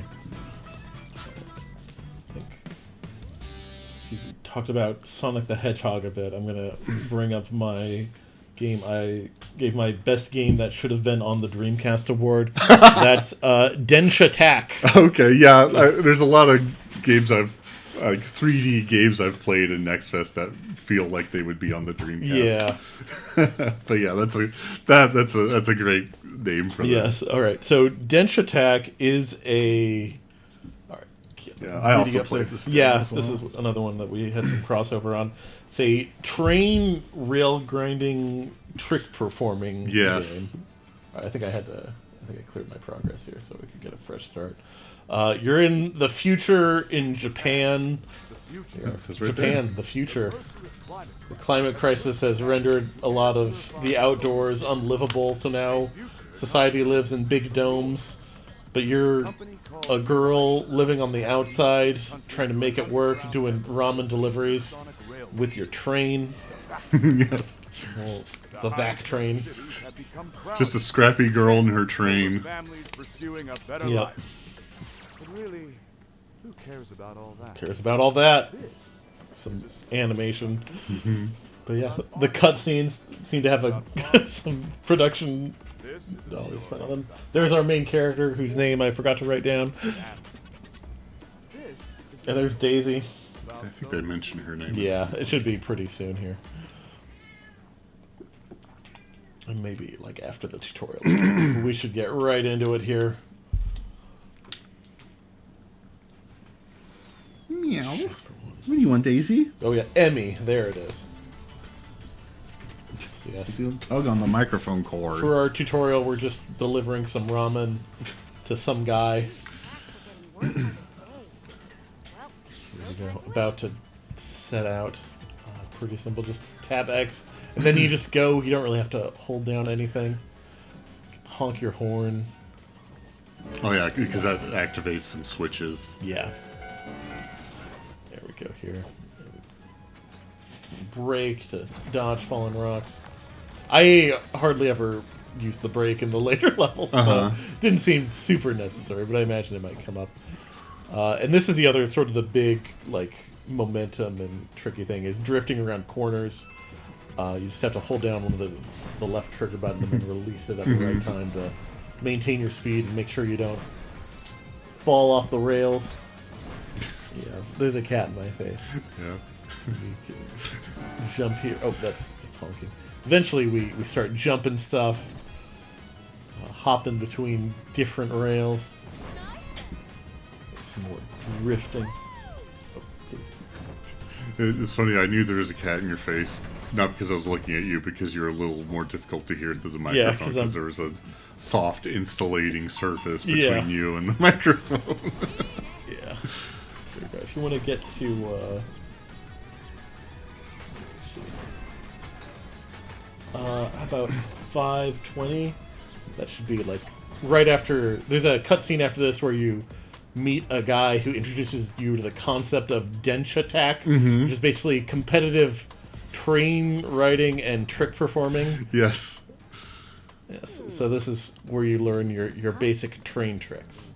Yes, this is Fernando. This is the guy you were delivering ramen to. Explains how to do cool train stunts. 3, 2, 1. Go! Alright. So, yes. Pretty simple. Oh, I didn't actually do any tricks there. Yes, when you're in the air, you just use the right stick to do turns and twists, making like quarter circles or half circles. And depending on where you start the turn and where you finish, it's all different tricks. Yeah. Easy, rude. Yeah, there's just this sort of like automatic runway so you can try out some tricks. Oh yeah. So it's like a treadmill. Yeah. Oh yeah, because there's a jump button you Yeah. also press to get airtime. Yeah, I think it's right trigger or right R2. Yeah, And then he lets me free on the circuit. Yeah, and each level seems to have different paths you can take through. Yeah, of course, that's this pretty showcases you. Oh, I screwed up my drift and jumped when I should I have. And did is that so- a lot. Oh, yeah. I crashed so much in Oh yeah, this demo. and there's a challenge to get through a level without crashing. I think I did it on one of the levels, but not the other. There I go again. Just sending a train car through. I'm some pretty sure I adventure didn't do it on any of the levels. Yeah. So. I think one I went back to try to do the optional challenges on, and I just kind of went slowly through and made sure I didn't die. Yeah, this is still kind of tutorial-ish. Let me see. Why don't we get to 850 and we can get into more of a real level. I think like where this game really shines, I think, is like just the character of the levels you go through. Yeah, definitely. Just some really wacky stuff happens. I know I called out Sega because it kind of reminds me of like the Crazy Taxi like vibe. Yes, Just, very like, crazy taxi it's very energy with like this. you have sort of short bursts of action. And of course, also like Jet Set Radio a bit and like the Tony Hawk games. All those. That sort of irreverence. Yeah, but also like something about a lot of the like background stuff and levels gives me Katamari Damacy vibes. Yeah, Just, definitely. like how silly everything can get when you're smacking down on Moai heads to get bonus points. Daisy, you're muting my voice. The people need to hear. Why are you like this? Classic Dreamcast era absurdism. Yes.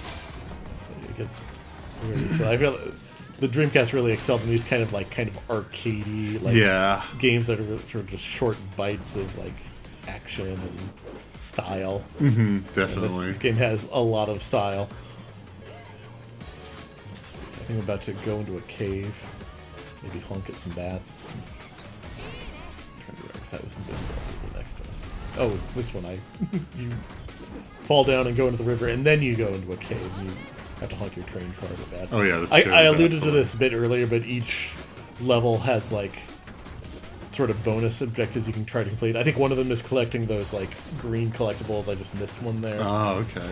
One of this ones is honking at bats in the caves right there. And some Moai statues are going to show up later, and there's a goal to perform tricks while you're going over them. Just cool stunts there on. There's one of the green collectibles.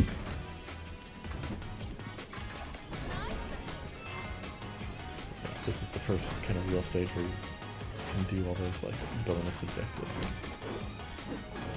Really try out how the game feels. And it does feel very good. It's just, Yes. I didn't like really optimize a lot of my trick performing ability. Mostly it was yeah. just like flipping around the right stick a lot. Oh, yeah. moving I around. was just definitely flailing with the right Yeah, stick.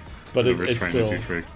Still pretty fun. Yep, there's the Moais. It's definitely a really interesting way to kind of raise the skill ceiling. Yeah.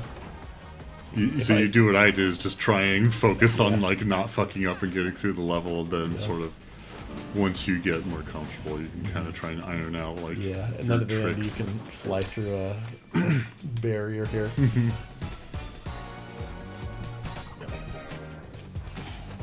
See, I got 4 out of 7 dares. And those are like Oh, the okay, optional yeah. things. And one of them is Those always like objectives. no crash finish, which not this time. I also missed Woodward's. I guess I didn't scare the bats this playthrough. I've strange. gotten it before, but I guess not this time. But yeah, then after this, you move into the actual Dench attack part of the story. Yes. You're off to challenge this girl, high school girl, who's apparently spending all her parents' money Dench attacking. It's very Gyaru coded, Yes, I think very is the Gyaru. way to Yeah. the terminology. But before you can challenge her, you have to challenge one of her underlings, and that's the last level in the demo. And that one's fun. I ended up in lava for a lot of this one. I was gonna say, if you want to skip ahead a bit, but there's only like 3 minutes left of footage for me. Sure. But yeah. So you start on the beach. This one also, like, something happens, I think, near the end of this one that just really sold me. And this, Yeah, I maybe the definitely thing- wanted to get footage of that. Yeah. Like, maybe the most Katamari moment. Yes. For me. The big set piece moment. Yeah. But for now, just cool train stunts. Mm-hmm. A perfect drift, can you believe it?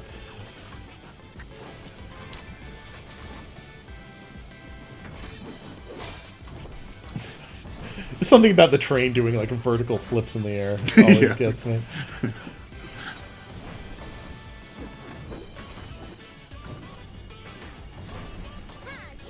All right, here we go. Land on the Ferris wheel, and we're off the Spin it so rails. fast that it Yeah. gets freed from the. Yes, and then there's a bonus objective to run over a bunch of satellites, and you ride up the T-Rex's back, hit some more satellites. Hopefully they're not using those for anything important. Jump over those bridges Yeah. there. That's so good. Grab the film roll. One last satellite for good measure. Then we go. We go into the volcano. Yes. This is just one level. Yeah. We've been playing for 1:15. yeah. We've ridden Yeah, you have the Ferris timer wheel right there. over a bunch of satellites into a volcano. Like, I'm worried. Like, There was what a spectacle dinosaur. is going to be left for the Yeah. rest of the game? This is what really sold me. If this is what they're doing on like the second real level, I'm really excited to see where they go after this. Just yeah, it's a lot of fun. The stage design is great. I have a feeling we're going to see a lot of really weird people getting into Dench Attack. Yes. So I'm excited to see There's, where the there's going to be character like a design goes. sad salaryman for Yes, sure. there's going to be at least one animal, Yeah, for sure. maybe a robot. But I also assume maybe we'll get into like stuff involving the dystopian like Japanese government of the future. Yeah. Maybe we have to unite all the Dench attackers to save Dench Attack or Yes. something. Bring down the domes. Yes. Here we go. Bring down the domes like the end of the Simpsons movie. Yes, exactly. But yeah. Except with the train instead of a motorcycle. But yes, that's Dench Attack coming out June 17th. Oh, okay. We got a hard release date. Yeah, not All too long right. either. And from a developer I don't know called Undercoders. Okay. They have a few other games on Steam, but nothing I'm familiar with. Looks like Treasures of the Aegean is their most recent thing. It seems like a 2D platformer. Something called Mail Mole, which appears to be about a mole delivering mail. Okay. A 3D platformer, maybe. But yeah. But yeah, this I hope they get some more attention here because Yeah. this game's really something fun. Yeah, it's really, really fun. Yeah. I was very bad at it, but it was still a Yeah. lot of fun. All right. Then my next game is Luna Abyss. Okay. Luna Abyss is a single-player, story-driven action-adventure with fluid platforming and bullet hell combat. Let me bring up... There we go. Oh. Let's see. We got some strings there.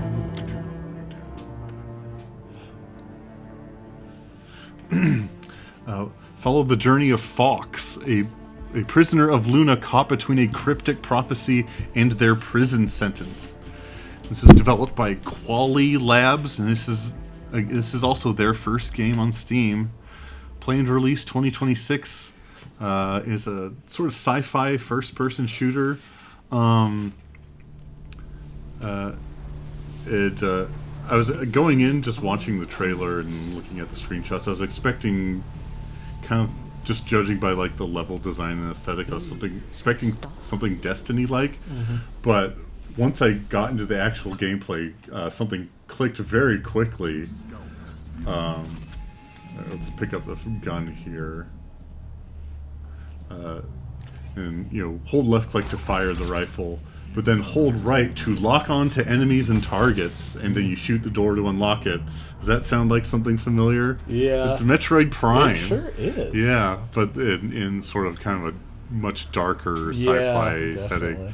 And by dark, I mean literally, because this first level is very difficult to see in.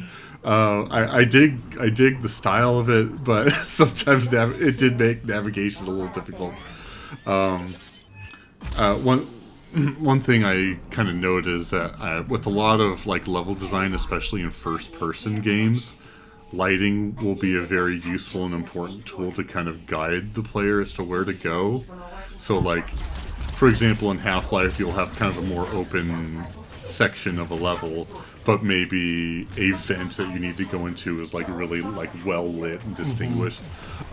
This is kind of that taken to the extreme, Okay. where you need that lighting to just really even get a sense of where you are. Yeah. But that's also just this first level. There's 2 levels in the demo, and the second one is much more bright. Okay. But yeah, Metroid, Metroid Prime style combat, enemies and environmental targets locked on easily. Combat tests evasion and target selection rather than aim. So much like Metroid Prime. Yeah. Each gun beyond primary is designed to break like a particular shield. So in the first level, you pick up a sort of shotgun style gun that breaks through blue shields. So we got a cat. There's a second cat, I think. Yes. Get in your tower. That's right.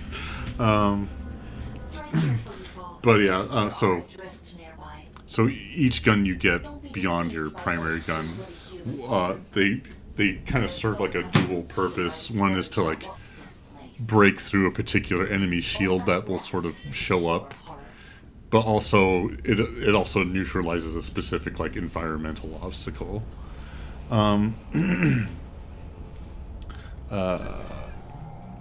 Environments feel very alien. This is what got me like the Destiny vibes.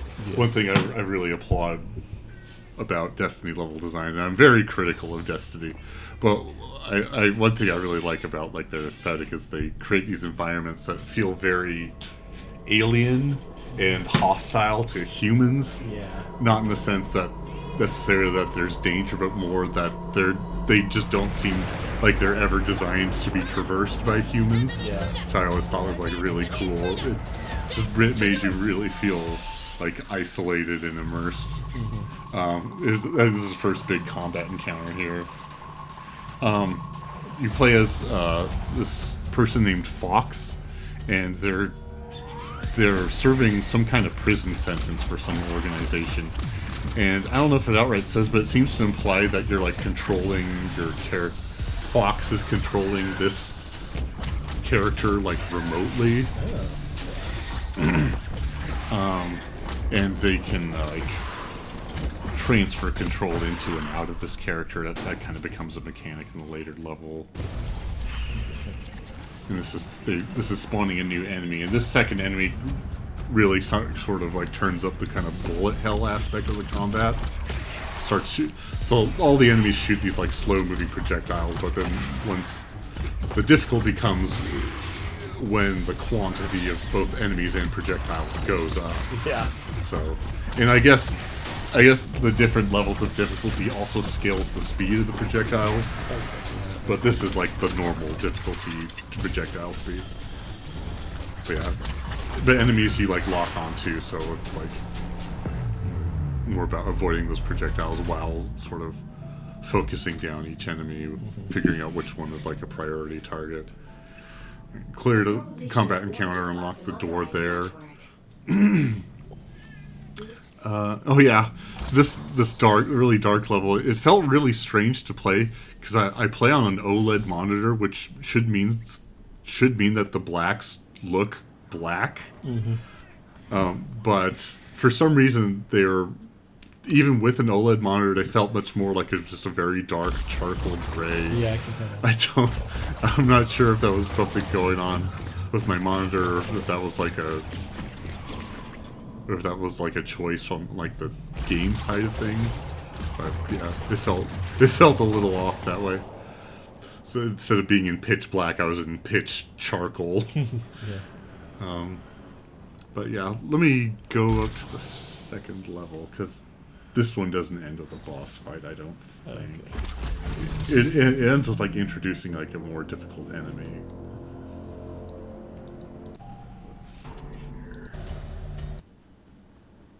I do like a lot of the enemy names that have been flashing up. Yeah. Oh yeah. It sort of introduces each enemy kind of Yakuza style. It kind of closes up on them, shows the name, but then for every enemy, it subtitles it with "kill on sight." Okay, yeah. Already pissed some. Okay, here's the beginning of the second level. Okay, yeah, you're more. You're on some kind of like outside rocky terrain, and then there's the big set piece of the level. It's this big metal ball I see. with this sort of kind of asteroid field orbiting it. But that's where the level ends. You go inside the ball, and there's a boss in there. But this level also introduces a third weapon. It's more of like a long-range rifle, and it's used to take down purple shields. And then you also get a new movement ability, which is like a dash that you can perform in the air.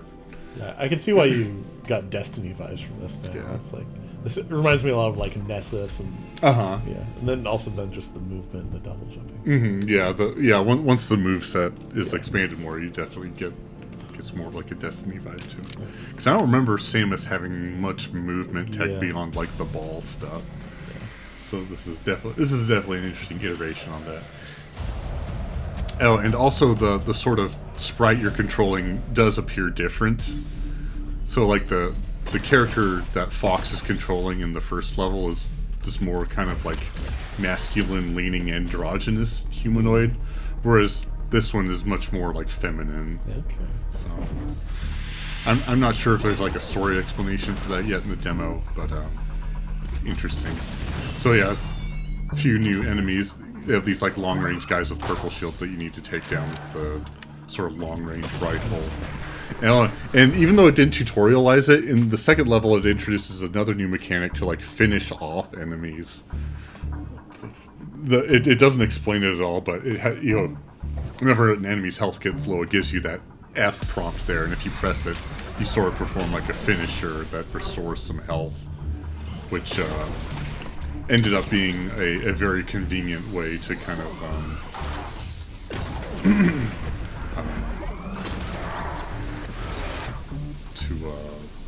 sustain myself during like the boss fight at the end. Yeah. Because the boss fight has transition phases where it spawn enemies, and it's a good way to restore health amongst like the bullet hell. Yeah, I can see it. The bullets are getting a bit more intense now. Yes. So yeah, those enemies have blue shields, so I have to pull out the shotgun for those, and then I have to pull out the rifle for the purple ones. And then you have the classic sort of like self-detonating enemies that sort of rush you. Your exploding shanks.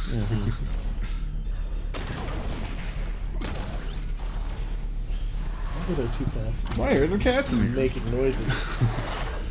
Let me skip to a later section in this level to kind of demonstrate Fox's ability to kind of jump in and out of the character she's controlling. Okay. So yeah, you come across this like larger sort of automaton armed with like these two miniguns. So you kind of phase into that one and control it and use it to kind of wipe out this big horde of like the exploding enemies.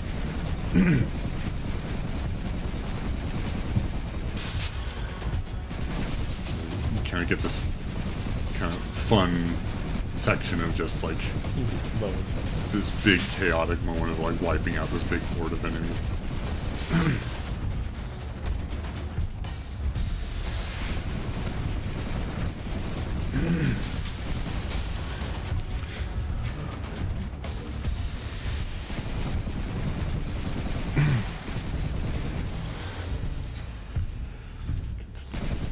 The power.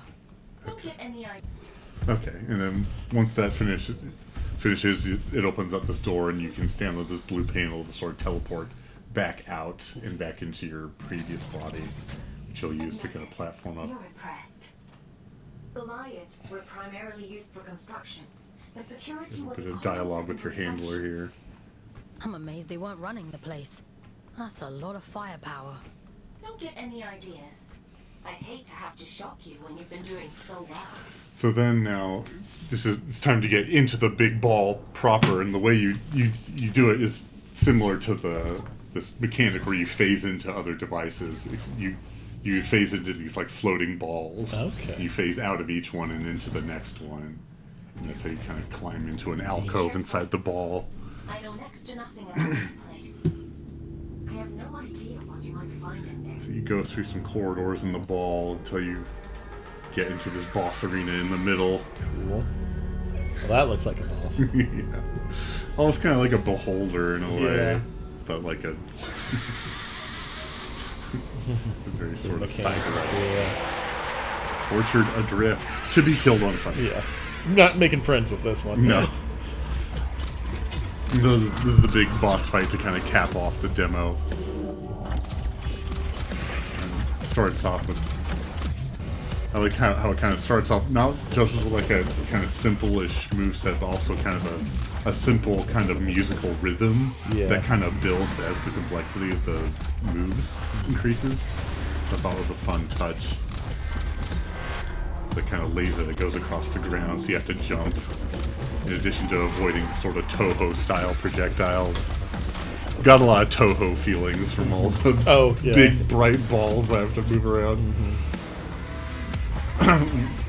So once you get his health down to a certain point, he shields himself, and then you have to kind of shoot these shield generators around the room to make him vulnerable again while he kind of throws these different colored volleys at you. Then sort of kind of vertical line attack, you have to sidestep. You have to use your dash mechanic typically for those.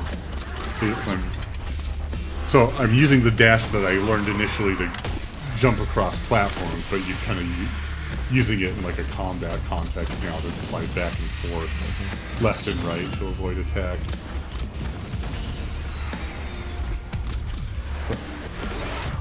So I like how it kind of introduces different contexts for these different movement abilities based on whether you're navigating or fighting. So he's invincible again. The beat's kind of, the sort of tempo's kind of gone up.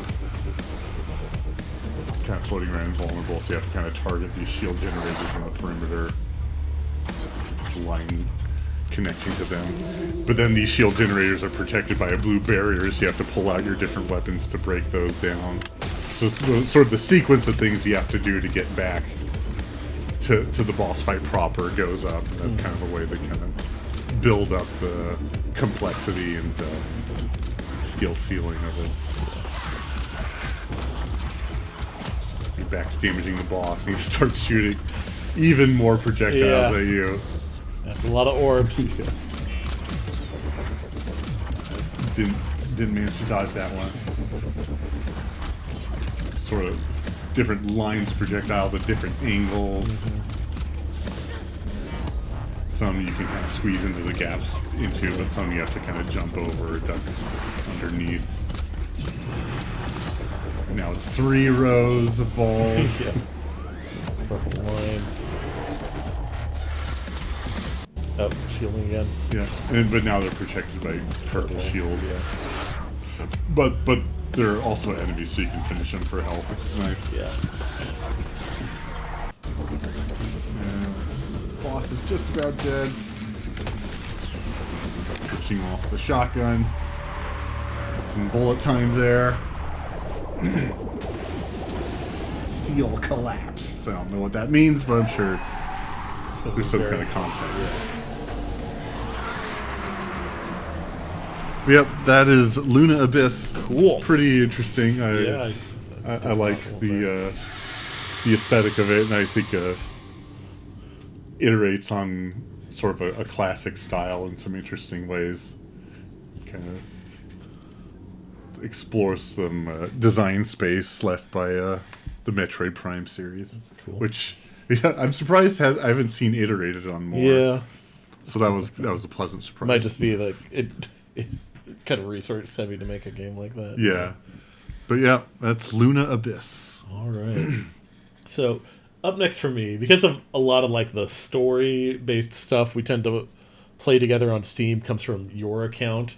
Steam thinks like most of the games that I play are like roguelikes, like Slay the Spire and Hades and Balatro. So I always get a ton of recommendations for those for Next Fests. And there's a lot of stuff that's just like, this is our version of Slay the Spire, this is our version of Balatro. Yeah. But sometimes original stuff breaks through that. And this year, my best roguelike demo was Titanium Court. Oh, okay. Interesting. Boot that up. So Titanium Court is a roguelike match 3 Oh, okay. adaptation of Shakespeare's A Midsummer Night's Dream. Okay. Cool. And the aesthetic I have to describe as comedians from the 1980s rendered in pixel art. Okay. So Yeah. you'll see here. Yeah, this is sort of the intro. I was going to say story stuff, but I'm not even sure if this is the story or if this is just sort of setting the tone. If you want to... Oh, gonna kick out a cat? Sure. What are you doing? Zippy, you're a funny person.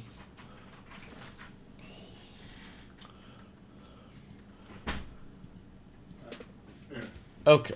We're just going through some silly stuff with performers on the stage. Okay. So here's the story proper. You're walking through the woods one day, and then the world shatters, as evidenced by those symbols, Okay.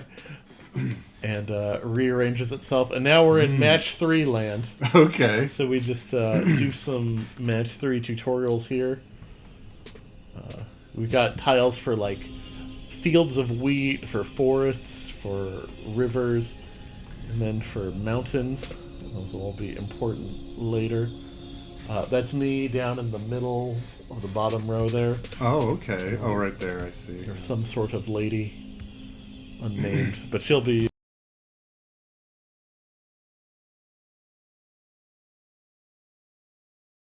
Eventually, the court comes into view. Ah, okay. So now, yes, the goal is to get the court down to us in the game proper way. Ah, okay.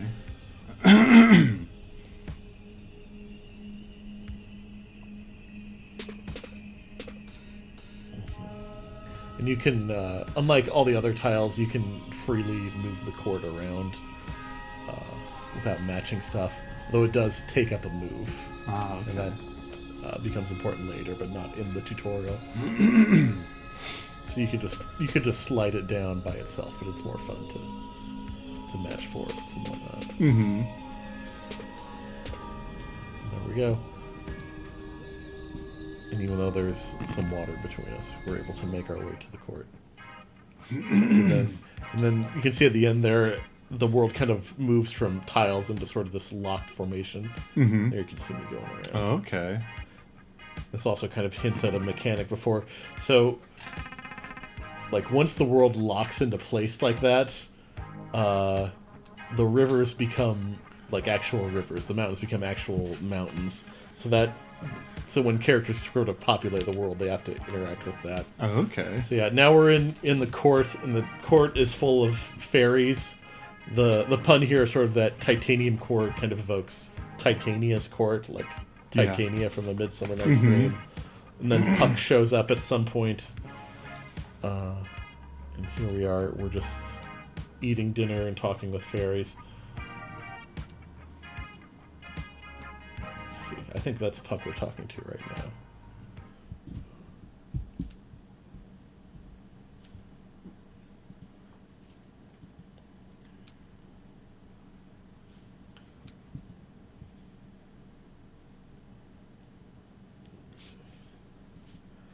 If you want to go ahead to, I think, oh, no, this is probably, I just wanted to show off more of the character art, so you can kind of see what I mean when I say, like, in 1980s comedians. Yeah, definitely. That's just the vibe. The, like, suit and tie and Yes. all that. But eventually, Puck reveals that you're actually the queen of the court. Oh, my. Even though you had no knowledge of this at all. And then it turns out the court has to go to war. Uh-oh. That's where we get back to our match 3 stuff, and that'll be at about 6 minutes.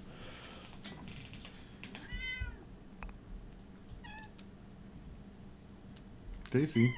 What? So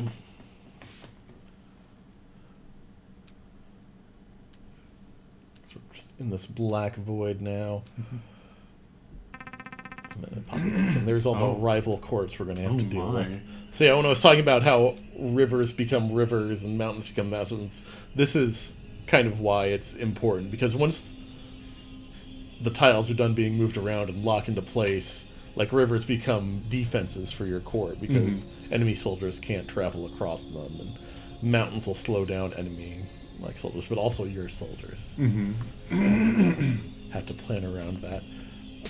and then as like the rounds move on, you can recruit new types of soldiers, depending. Like one other wrinkle to the gameplay is that sometimes like a treasure chest will spawn or a shop you can interact with will spawn, but you can only like collect those things after the tile shifting phase and before the battle. Oh, okay. So if the tile the treasure chest is on disappears because it was on a forest tile and you matched forests, Yeah. you won't be able to get the treasure. So that's another thing you have to take Yeah. into consideration. And then after the tile shifting phase, you also can spend the resources you've collected to hire soldiers to fight in your battle. So like, you know, matching rivers gives you water, matching fields gives you weeds. Oh, okay. Mountains Like give you resources. ore, woods give you lumber. You can hire soldiers, and then shops and treasure chests will give you new types of soldiers. Like you can get gunboats, so they can sail along rivers to get to enemy courts. You can get like flying ferries and whatnot. Fairy gunboats. Yes, ferry gunboats. Nice. But yeah, then of course eventually you'll either clear or you'll be wiped out. I think the tutorial automatically wipes you out. Oh. That's one of your principal advisors there. And then like you wake up the next day, the court's all fixed. You have to start again. I think that'll happen around. Let's see, about 10:20 or so. I think is when the little tutorial around here ends. See, there's little soldiers fighting. Mm-hmm. My castle's shooting out guys. Mm-hmm. And they come way on my court. Oh, there's baseball. Yeah, when you knock stuff down castles or stuff, you'll get little graphics there. Nice. But when you fail, there's a trash can Oh. or other fun diagrams, Mhm. and you get some wine. Ah.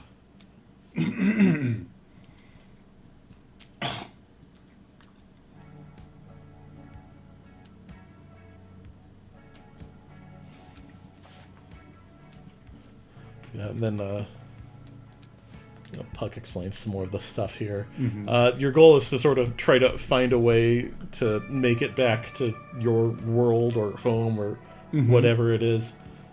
But the fairies are not helpful with their strange mock wars that don't actually kill anybody. They're obfuscating.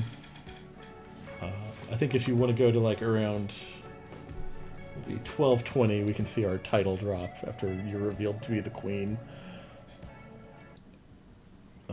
Turns out the table in the corner you were sitting at has somehow morphed into the head table at the whole court. Oh, okay. I like the graphics that display here Mm-hmm. when everyone cheers for you. All right. I forget where it is in the demo, but at some point there's also dogs catching frisbees, and that's pretty delightful. Oh, that's good. Yes. Place Really it. interesting mixture of Yeah. stuff. Yeah. But yeah, it's very original. Yeah, It's definitely. very- I like it a lot. Yeah, I really just dug a lot about this. Like I said, like way back when I talked about Creepy Redneck and Dinosaur Mansion, even though I'm not very good at match 3 games, I really dug this one and Uh-huh. would probably try to learn more about the genre to get good at it. Mm-hmm. But yep, that's Titanium Court. I think the Cool. most promising roguelike I played this Next Fest. Nice. All right. My last honorable mention is Amygdala Prelude. Where are you? There it is. Oh, I forgot to say, this developer does have some games previously, including one I'd heard about called Consume Me, which is sort of a comedic life sim game about having an eating disorder. Oh, okay. I remember hearing about back in the day. Cool. Just wanted to bring that up. And I don't think this one has a release date, though. That is, say, Titanium Court. Okay. Amygdala Prelude. Dragged into a dark conspiracy. Oh, turn the volume down a little bit. All right. Dragged into a dark conspiracy, explore and survive your way through the beginning of the end for the nation of Australia. Use your wits and instinct to stay alive in this 2000 style first person liminal exploratory horror shooter set down under during the 1990s. Oh my. This is developed by Moonlit Journeys, and this is their first game on Steam. Release date coming soon, but this is sort of this is a Resident Evil style horror FPS that uses sort of the classic kind of PS1 demake art style, kind of similar to like something like Dusk in a way. But the story is that you play an Australian college student who's been recruited into this Lovecraftian cult, who is then deprogrammed by one of your professors and sort of enlisted by him to kind of help start fighting back against this cult. And the demo starts, you're meeting this professor at his estate. But his estate is sort of kind of has a similar layout to sort of like the classic kind of Spencer mansion from Resident Evil 1. And I thought it was interesting because that we finally have you of all the times Resident Evil 1 has been remade, it's never been remade in like first or third person or in a way that where you have kind of agency over the camera. It's interesting to see kind of these kind of suffocating corridors in like a sort of first person style. Yeah, but I really like sort of the kind of maze-like layout of this. I don't know if you would quite call it a mansion. It's not quite that size, but it's a large enough estate to have like this sort of like maze-like layout of all these different rooms and corridors and stuff. Does a great job at nurturing both exploration and tension because of like the narrow hallways. Like if I can cut to the first time you go into the West Wing, your first kind of objective is to get into the West Wing and find a way to your professor who's kind of holed himself off in sort of a panic room style lab in the basement. Here's a little art gallery with like some gears. This is like a very classic Resident Evil looking puzzle room. Yeah.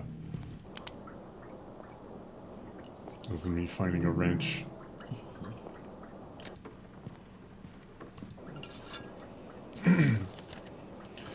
But in order to do that, I have to go into the West Wing and find, I think, a key to the gallery room on the first floor. And, I should say, before I go any further in the footage, there is a arachnophobia warning, because there's a lot of spiders in this game. They're littered all over the house, but ironically enough, they're also not hostile. They're just set dressing. Okay. In fact, they're very easy to kill. Yeah, I killed quite a few of them accidentally just by walking over them. But yeah, they are very kind of creepy looking. But oddly enough, they're not, like I said, they're not hostile. The main enemy you fight are like these humanoid fish people in very sort of Lovecraft sense. Yeah, it's very Lovecraft. Yeah, but this is like the West Wing. You have this sort of kind of very narrow corridors. There's a spider on the wall there. Oh, that's an Australian spider. Yeah, so I was going to say, this takes place in Australia. The spiders are very Australian, both in shape and size. So use the wrench to kind of break down this door. But going into the West Wing is when you're first introduced to your first enemy. So you're on the bottom floor of the West Wing and kind of mapping out the floor here. It you see it once you enter the door, but I didn't focus on it immediately in this footage. But you see some like shedded, like reptilian skin there by the foot of the stairs. Yeah, there it is. Yeah. Oh my. So you have to kind of go up to the second floor and kind of go around at this circuit of like corridors on the second floor until you find a shotgun. Let's see if we get there. And there's notes that you can read. They kind of sort of do a bit of world building. So the safe there.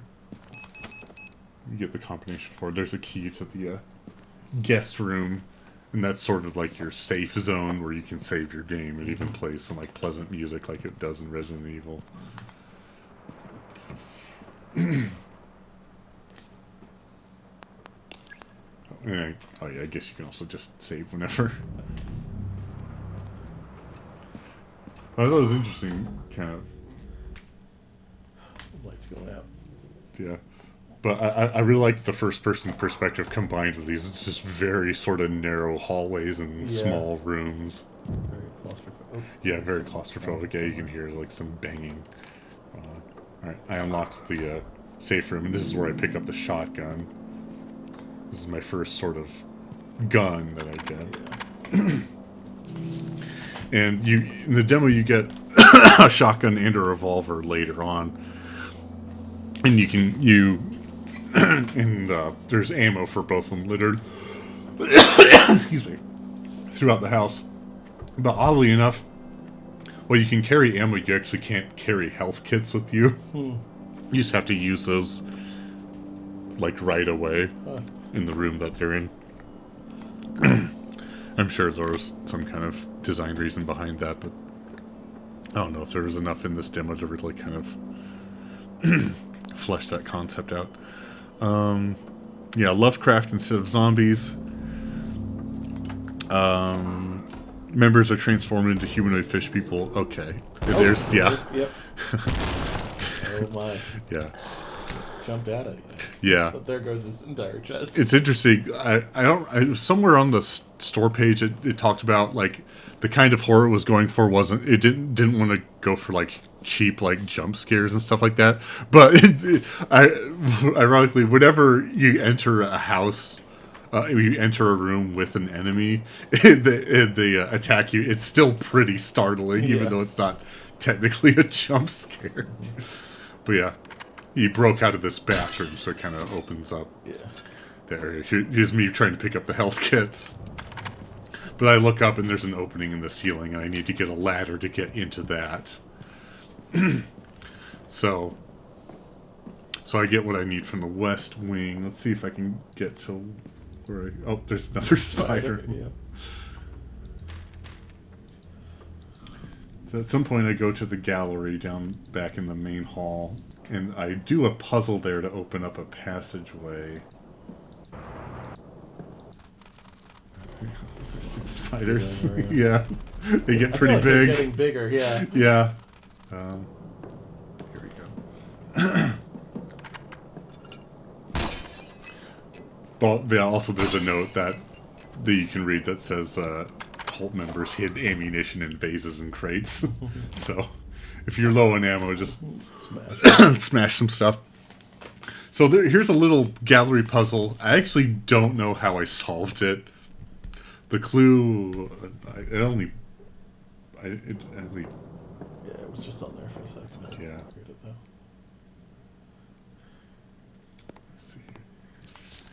If you want to descend, you have to ascend, and you have these 3 paintings here, each with a switch underneath them.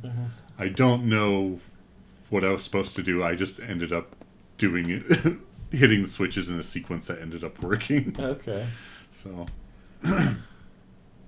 and there's some other paintings on the wall without switches on them, but I ended up having to hit the switches from right to left. So, wherever that might have denoted, right, middle, left. That opens up with a trapdoor on the floor into a chamber with big spiders in there. Again, like I said, arachnophobia warning. Yeah. Because these spiders definitely are very unsettling to be around. Yeah. But they are also not harmful. Yeah, they seem very scared of you. Yes. Which is an interesting... As they should be, because you can kill them very easily. Just stomp them. Yeah, I literally sit here and let this guy walk around so I could try and avoid stepping on him. But yeah, I interact with the bookcase and that opens up to this corridor here. And this leads to my professor's lab. Does your professor have a lab? Yep. Why is he a fish guy? Yeah, he's a fish man. So I guess part of joining this cult, there's some sort of ritual that transforms you into fish people, but some of the transformations don't go correctly, and people just go insane. So they're just kind of insane fish monsters that have to be put down. But thankfully, my professor has maintained his faculties. He's gonna we're gonna help each other get out of here with some kind of like Lovecraftian artifact. Okay.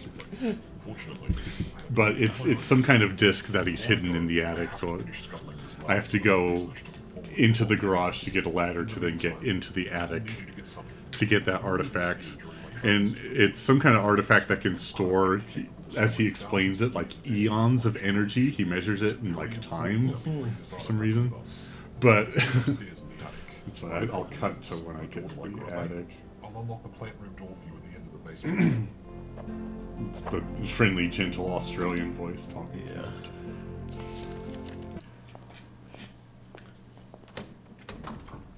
So going back through the basement, and I go into the garage, and this is where I get the revolver, which is in the garage. And the garage also has the ladder. Oh, and some fish Go guys, outside, it there's looks some like. more fish people assaulting me. Yeah. But I go back up into where I first encountered that first monster, so I go back into the west wing. You see how narrow these corridors Yeah. are. So I kind of have to do the kind of vision pie slice stuff Yeah. every time I go across that intersection. Alright, so here's the attic.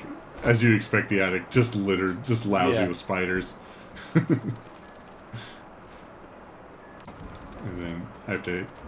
the artifact, for some goofy reason, the artifact is locked up in a washing machine that I have to power down. So I have to go to the edge of the attic and flip this circuit breaker to power it off.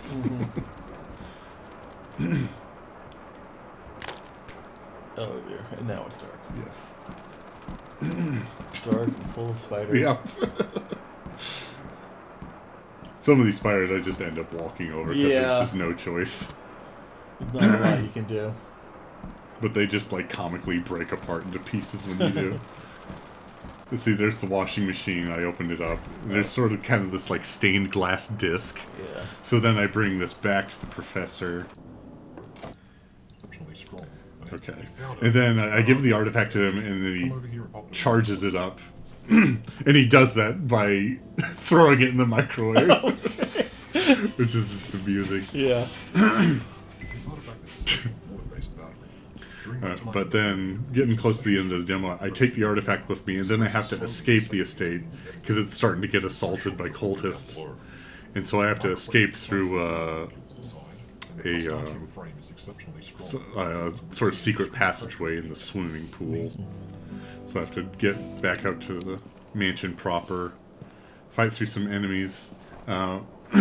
You get introduced a new enemy, which isn't like a fish monster, but just like a regular human with like a weird fish monster mask on them. So I'm not sure if they're like affiliated with the cult Yeah. or some other kind of malevolent force. Maybe they're like aspirational. Just haven't had the fish Yeah. person processed under Yeah. them yet. I haven't gone through the treatment. Let's see if I can get Spiders do seem to be getting bigger. yeah. Some of the pieces of lore you read on paper kind of seem to imply that you might come across bigger, possibly hostile spiders further down below. I could see it. So in order to activate this passageway, I have to drain the water out of the pool. So know about some teleportal technology.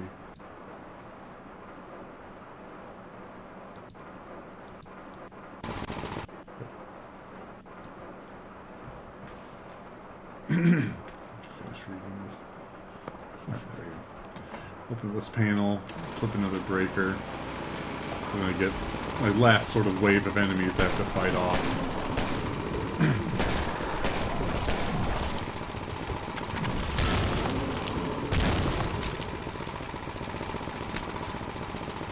Let's see, there's a passageway in the back of the pool there.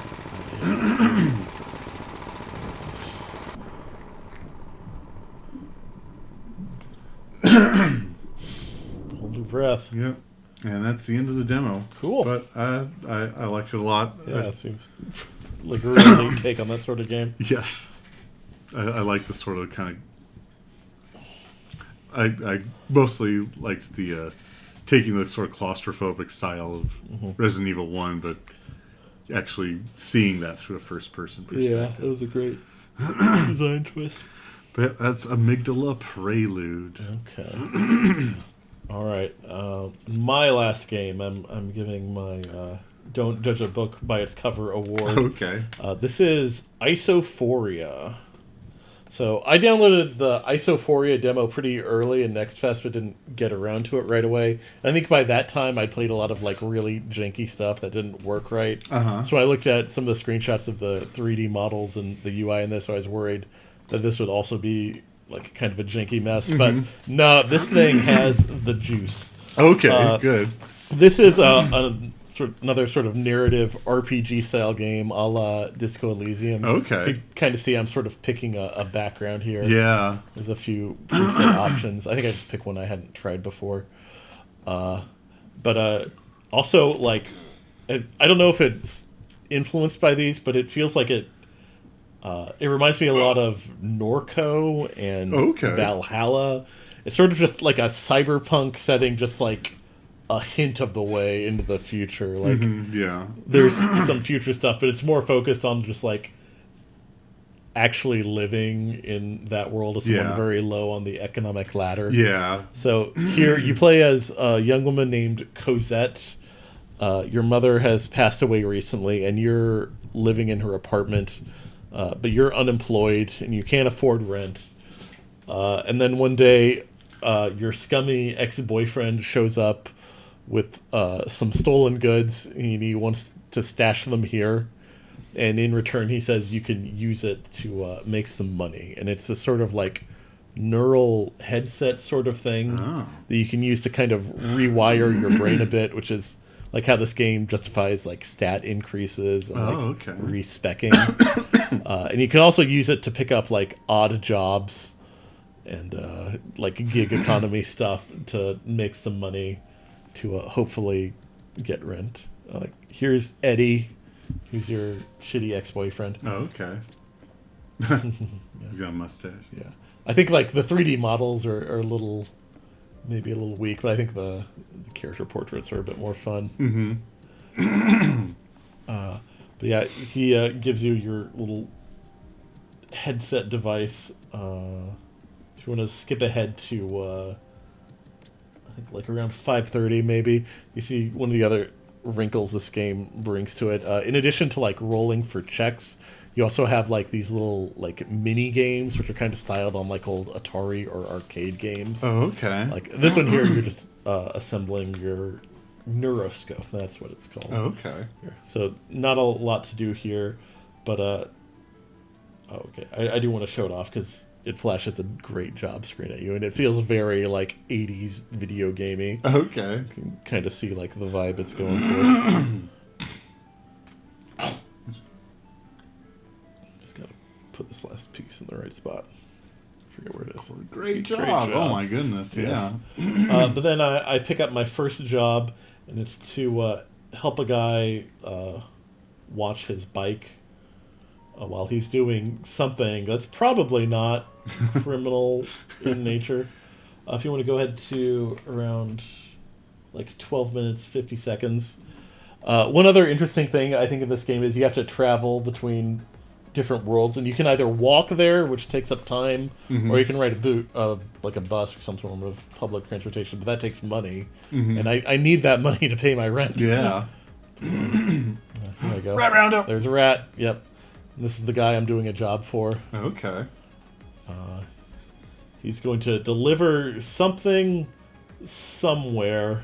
And I just have to watch his bike. The first time I played through this, while I was watching the bike, two guys came up to me, and I failed like my rolls on that, and they got pretty hostile. At least one of them did. But this time through, I think because I had more like higher sort of like personal stats, I managed to clear that check. So they were a bit nicer to me, and that didn't seem to play out in any way as far as in the demo. Like it didn't seem to planning to think later on, but I might have missed some paths.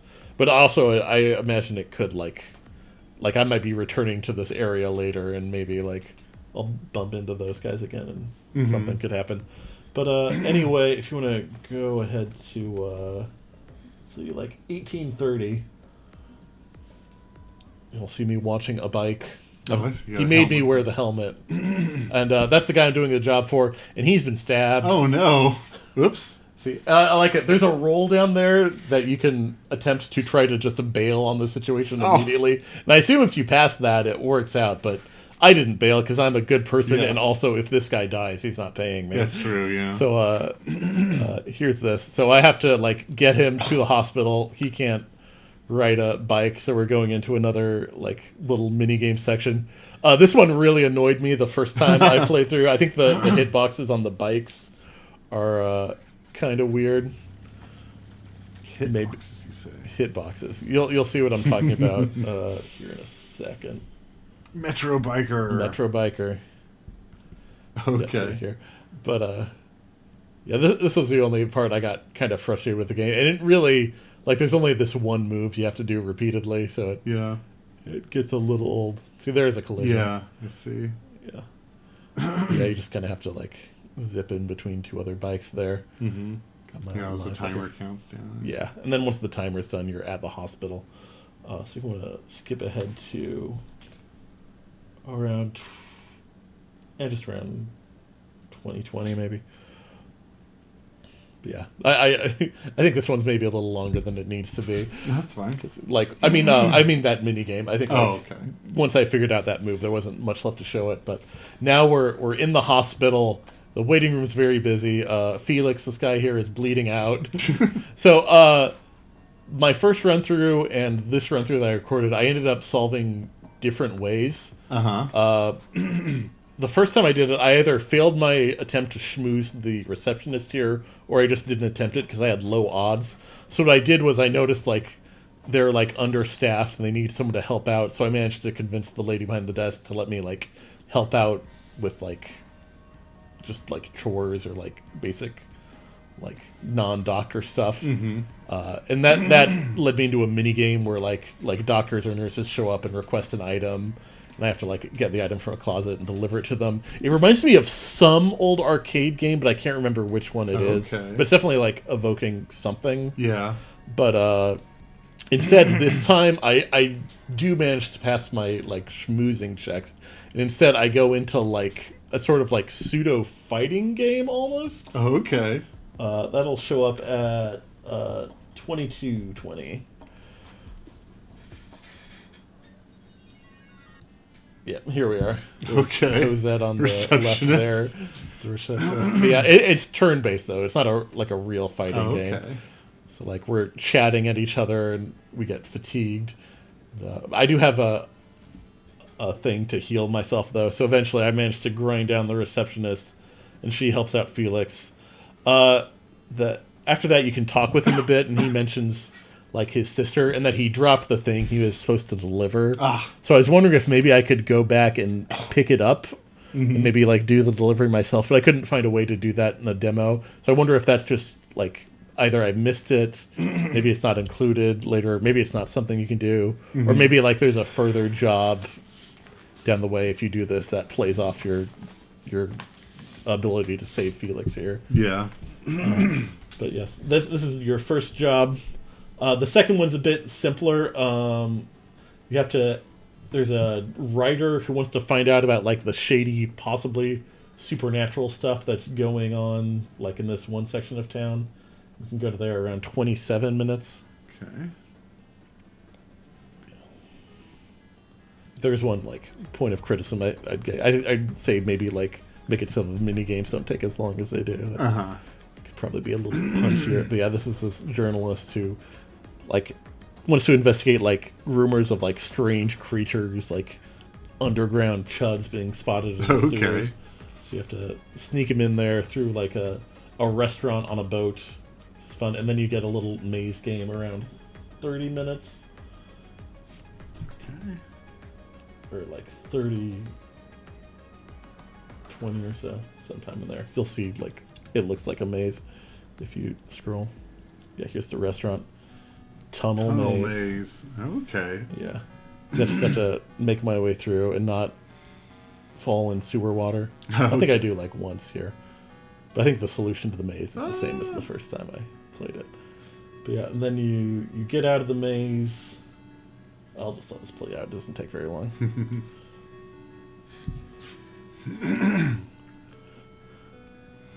What kind of cryptids will you run Yeah. into? Oh, we do run into something. This is one of the other like things. I don't know if it's an influence, but maybe something about the 3D models, or maybe something about what happens here, also reminds me of the Cosmo D games. Uh-huh, yeah. Yeah, Yeah, they have some very yeah, interesting 3D models for their yeah. characters. But also, like, we're about to meet some weirdos. And I think that Okay. game has a lot of those games have a lot of like fun weirdos. Yeah. So we look at something like strange shape in the water connected to a bunch of cables. There's also eyes. And now something's coming right toward us.